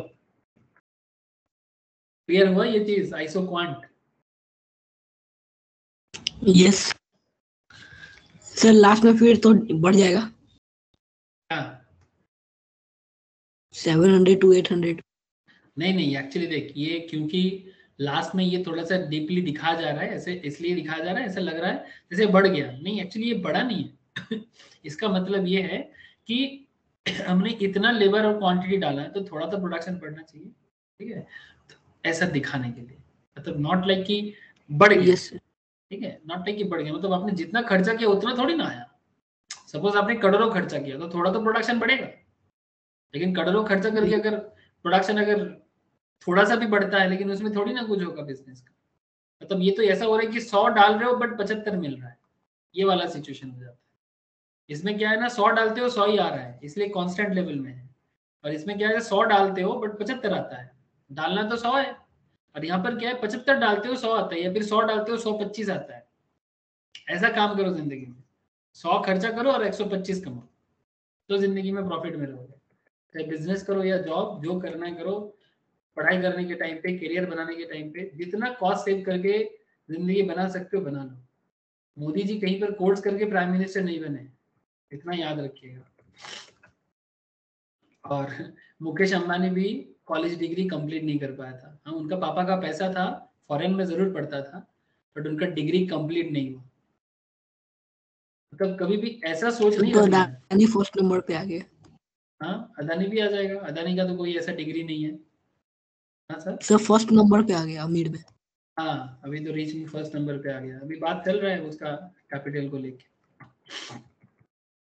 तो जिंदगी में कुछ खास करने के लिए बहुत खर्चा करना पड़ता है। It's wrong perception, wrong concept. ये जितना जल्दी समझ लोगे, ये सिंपल इकोनॉमिक्स है। I hope you all understand. Sir there is another concept isoquant के साथ ही मुझे एक बार बता देना चाहिए आप लोगों को। सर कॉन्सेप्ट है आइसो कॉस्ट का। किस चीज का? आइसो कॉस्ट का, ठीक है? ये मेरे नोट्स के अंदर नहीं है, जिन लोगों के पास मेरे नोट्स है, जिनके पास सी इंस्टीट्यूट का मैट है उनके पास मिल जाएगा। सीएस के इंस्पैट में शायद मिल जाएगा, अगर नहीं मिले तो मैं आप लोगों को आइसो कॉस्ट अलग से दे दूंगा। आइसो कॉस्ट क्या होता है सर? कुछ ऐसा देखने में होता है, it's a very simple concept. Budget line देख, आप लोग पढ़े हो ना सर बजट लाइन? अरे यस वैसे ही बजट लाइन जैसे ही एक्चुअली आइसो कॉस्ट लाइन का मतलब होता है बिजनेस में ना कुछ खर्चा होता है। आइसो कॉस्ट और इक्वल कॉस्ट लाइन दोनों नाम से जाना जाता है। Isocost line also known as budget line और बजट कंस्टेंट लाइन। मतलब बिजनेस का हमेशा ना बजट का क्या होता है, क्या बिजनेस के पास बहुत पैसा होता है? हाँ सर, या बजट में हमेशा कमती लगता है? क्या लगता है? चाहे बिजनेस हो या फैमिली, बजट बजट में हमेशा कंस्टेंट होते हैं, कुछ बाधाएं होते हैं। तो इसमें क्या बोलते हैं ना, ये आइसो कॉस्ट आपको कुछ ऑल्टरनेटिव देते हैं, combination of two factors which the firm can buy with given outlay. मतलब आपके पास कुछ पैसा होगा बट कुछ कम मतलब लिमिटेड बजट होगा जिसमें आपको बिजनेस को चलाना है। Suppose a firm has ₹1000 to spend of the two factors, मतलब उसके पास दो फैक्टर्स है, या तो वो लोन ले सकता है, या तो वो जमीन खरीद सकता है, या फिर वो कुछ लेबर को पेमेंट कर सकते हैं। तो आप कोई भी दो फैक्टर में खर्चा कर सकते हो। अब ये भी कर सकते हो आपके ₹1000, या तो आप फैक्टर x को ₹10, suppose price of the factor x is ₹10 and factor y का है ₹20। The firm can spend it's outlay ₹1000 on x and y in various ways. कुछ पैसा x में डाल देगा, कुछ पैसा y में डाल देगा। It can spend the entire amount on x and 10 by 100 units of x।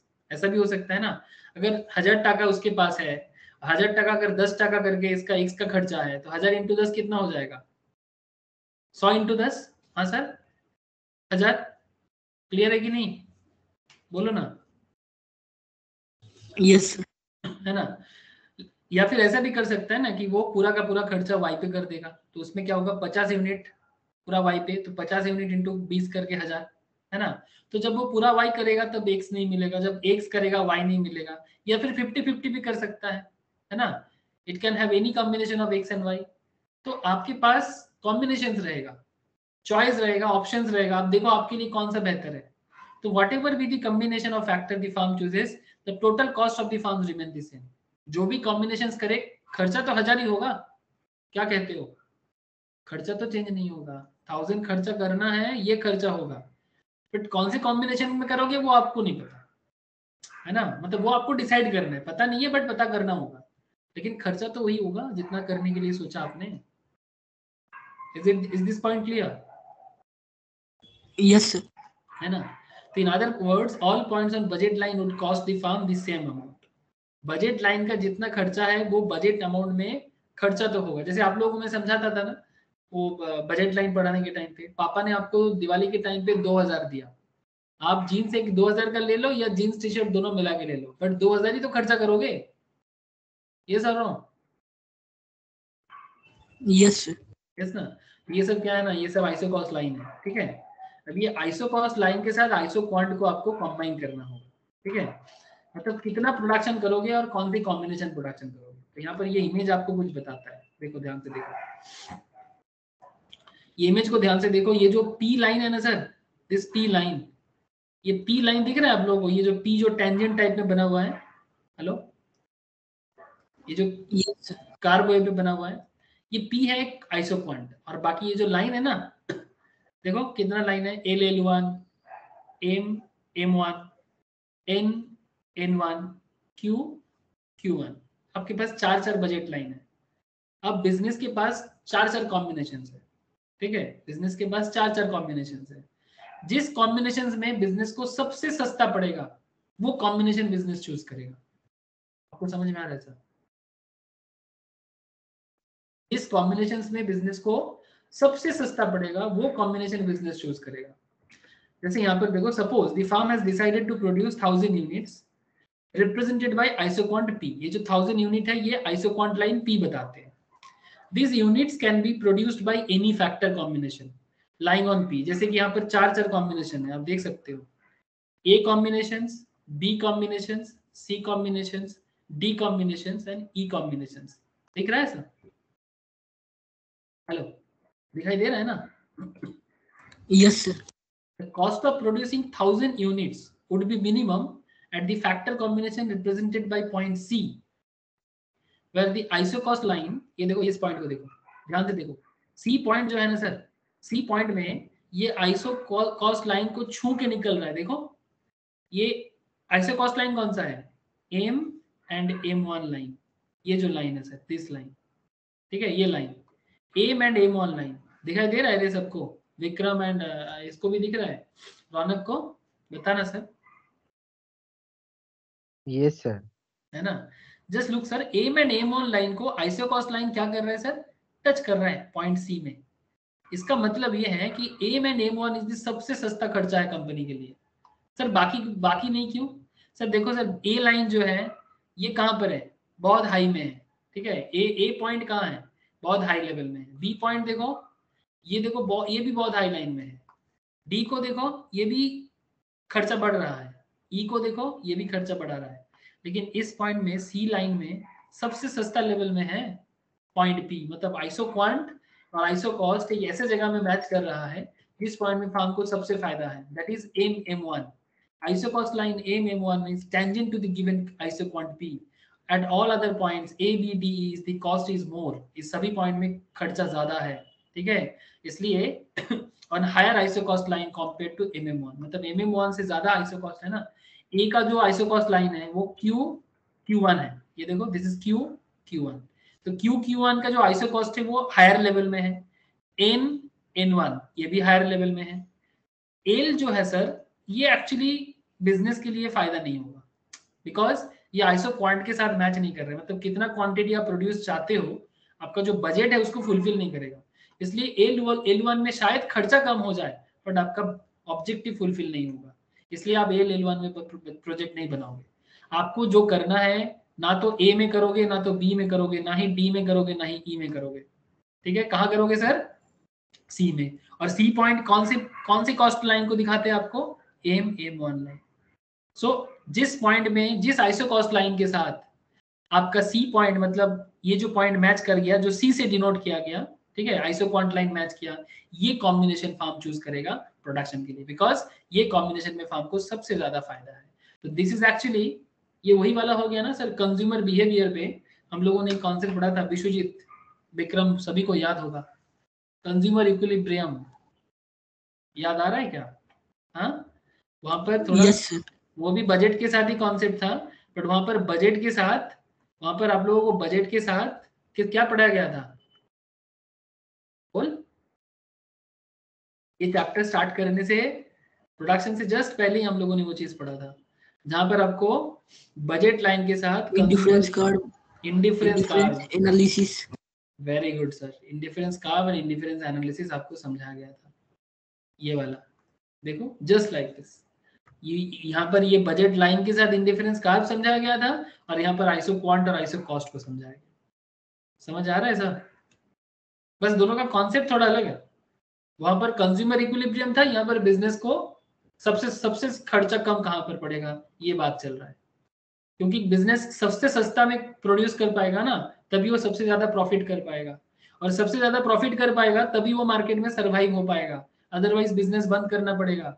Jet Airways का ही तो प्रॉब्लम हुआ है सर, जेट एयरवेज को लॉस क्यों हो रहा है? बिकॉज वो सबसे सस्ता वाला जगह ढूंढ नहीं पा रहा है, तभी प्रोडक्शन मतलब हवा में, मतलब आसमान में उड़ना बंद करके चुपचाप खड़ा हुआ है, ऑपरेशन बंद करके, बिकॉज वो सबसे सस्ता वाला लाइन नहीं ढूंढ पा रहा है जहां पर उसको प्रॉफिट हो। समझ कुछ पा रहे हो सर? हेलो,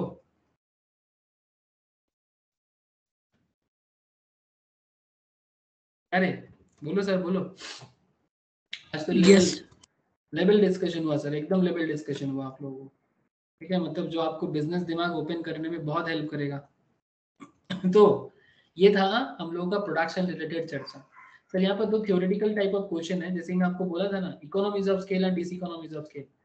इकोनॉमीज का मतलब होता है 50 पैसा खर्चा करके 1 टका कमाना, और डिसइकोनॉमीज का सिंपल मतलब होता है 1 टका खर्चा करके 18 कमाना, ठीक है। कौन सा अच्छा है सर, इकोनॉमी अच्छा है कि डिसइकोनॉमी अच्छा है? सर ऑब्वियसली इकोनॉमी अच्छा है ना। तो इकोनॉमीज ऑफ स्केल और डिसइकोनॉमीज ऑफ स्केल का ना कुछ रीजन दिया हुआ है, ठीक है, क्या क्या रीजन से इकोनॉमीज ऑफ स्केल होता है और कौन से रीजन से डिसइकोनॉमीज होता है, ठीक है। जैसे जब बिजनेस टेक्निकली सब कुछ ठीक ठाक है, टेक्नोलॉजी अच्छा यूज कर रहा है, मैनेजमेंट उसका अच्छा चल रहा है, ठीक है, मैनेजमेंट अच्छा काम कर रहा है, टेक्नोलॉजी अच्छा काम कर रहा है, तो बिजनेस बढ़ेगा। अगर सब बेकार चलेगा तो बिजनेस डिसइकोनॉमीज हो जाएगा। कॉमर्शियली सब कुछ प्रॉपरली चल रहा है, फाइनेंशियली पैसा जहां जुगाड़ हो रहा है वो भी सस्ता में हो जा रहा है, बिजनेस एकदम सब कुछ रिस्क बियरिंग भी अच्छा चल रहा है। तो ये सब है इंटरनल पॉइंट। कुछ एक्सटर्नल पॉइंट भी है। एक्सटर्नल में जैसे रॉ मटेरियल अगर सस्ता है कि नहीं है, क्योंकि टाटा मोटर्स का प्रॉब्लम हुआ था सर, सेमी कंडक्टर, आप लोगों को शायद मैंने क्लास में बोला था, एक चीप होता है जो लग्जरी कार में लगता है, जिसको सेमी कंडक्टर बोलता है, बोला था आप लोगों को? अरे यस है ना, टाटा मोटर्स को रिसेंटली ऐसे प्रॉब्लम में आना पड़ा था, रॉ मटेरियल बहुत महंगा हो गया है। एशियन पेंट्स का भी ऐसा चर्चा शेयर मार्केट क्लास में बोला था कि रॉ मतलब पेंट्स का रॉ मटेरियल महंगा हो गया, तो वो मार्केट में सेल नहीं, मतलब दाम बढ़ाना पड़ रहा है, ठीक है। तो रॉ मटेरियल महंगा हो जाना, टेक्नोलॉजी में अगर कुछ प्रॉब्लम है, स्किल्ड लेबर को डेवलप करने में दिक्कत हो रहा है, growth of ancillary industries, better transportation marketing facilities, ये सब आपका एक्सटर्नल इकोनॉमी है। मतलब अगर सब कुछ सही रहेगा, अगर रॉ मटेरियल सस्ता है, टेक्नोलॉजी ठीक ठाक है, डेवलपमेंट स्किल्ड लेबर है, एंसिलरी इंडस्ट्रीज बढ़ रहा है, ट्रांसपोर्टेशन मार्केटिंग अच्छा चल रहा है, बिजनेस बढ़ेगा। अगर जस्ट ऐसा नहीं, इसका जस्ट ऑपोजिट हो जाएगा, रॉ मटेरियल महंगा, टेक्नोलॉजी मुश्किल में है, डेवलपमेंट ऑफ स्किल्ड लेबर मुश्किल में है, ग्रोथ ऑफ एंसिलरी सर्विस मतलब जरूरत की चीजें, ठीक है, बड़ा गाड़ी बनाओगे तो साथ में टूल्स, मशीनरीज, स्पेयर पार्ट्स, ये सब भी चाहिए, अगर उसको बाहर से खरीदना पड़ेगा तो बिजनेस के लिए अच्छी बात नहीं है। जैसे सिंगपुर में जो टाटा नैनो का फैक्ट्री बनना था ना, वो एंसिलरी सभी सर्विसेज का इंडस्ट्रीज वहीं पर बनाना चाह रहा था, एक्स्ट्रा 400 एकड़ में। इसका कहानी मैं आपको लॉ के क्लास में समझाया था, ठीक है। तो ये सब चीज डिपेंड करता है कि आपको बिजनेस को इकोनॉमीज ऑफ मिलेगा कि डिस इकोनॉमी मिलेगा, समझे ना। तो वही है प्रोडक्शन। अगर प्रोडक्शन क्लियर है कॉन्सेप्ट, एक बार गो थ्रू करो, अपनी किताब में जाओ, नोट्स में जाओ, ठीक है। नेक्स्ट क्लास हम लोग कॉस्ट में स्टार्ट करेंगे लाइव में, और जिनका सामने एग्जाम है उनको मैं कॉस्ट का क्लास रिविजन्स करने के लिए घर पे दे देता हूँ। आप लोग कॉस्ट का क्लास एक बार फटाफट रिविजन्स कर लो, कॉस्ट एंड मार्केट दोनों। ओके, जिनका बाद में है उनको मैं बाद में फिर से कराऊंगा, तो नेक्स्ट क्लास में चलेगा। ओके, क्लियर हुआ सर? बोलो। यस विक्रम, रौनक, क्लियर है? हाँ सर। ओके सर, ঠিক है। আরেকবার अब স্যার শেয়ার করে দেবেন ক্লাসটা। আচ্ছা শেয়ার করে দেবো, ঠিক আছে। রৌনক বোঝা গেছে? রৌনক বল। हाँ सर। ठीक है सर। तो फिर क्या करना है सर, आप लोगों के पास जो नोट्स है ना, उस चैप्टर के नीचे जाओ, आपको काफी क्वेश्चन मिलेगा प्रैक्टिस करने के लिए। ठीक है, इसी जो नोट्स मैंने आपको शेयर किया, इंस्टीट्यूट का जो मैट आपके पास है, सीए का, सीएस का, जिसका जैसा है, ठीक है, आप मैट के नीचे जाओ, आपको अलग अलग क्वेश्चन प्रैक्टिस करने को मिलेगा। जस्ट प्रैक्टिस करो और अपना नॉलेज बढ़ाओ इकोनॉमिक्स का। ठीक है, फिर मॉक टेस्ट शेयर कर रहा हूँ, जैसे मैंने विक्रम को शेयर किया था, मैं रौनक को भी कुछ मॉक टेस्ट शेयर करूंगा, मतलब मेरे को सॉल्व करके भेजो सर, रेगुलर रहो क्लास के साथ, टेस्ट सीरीज दो, टेस्ट सॉल्व करो, सब्जेक्ट नॉलेज बढ़ाते जाओ, कोई नहीं रोक सकता आप लोगों को। ओके सर, चलो इतना ही है फिर आज, टाटा फिर सबको। Thank you sir. Okay, thank you, tata, bye sir. ভাই স্যার। Bye sir, bye.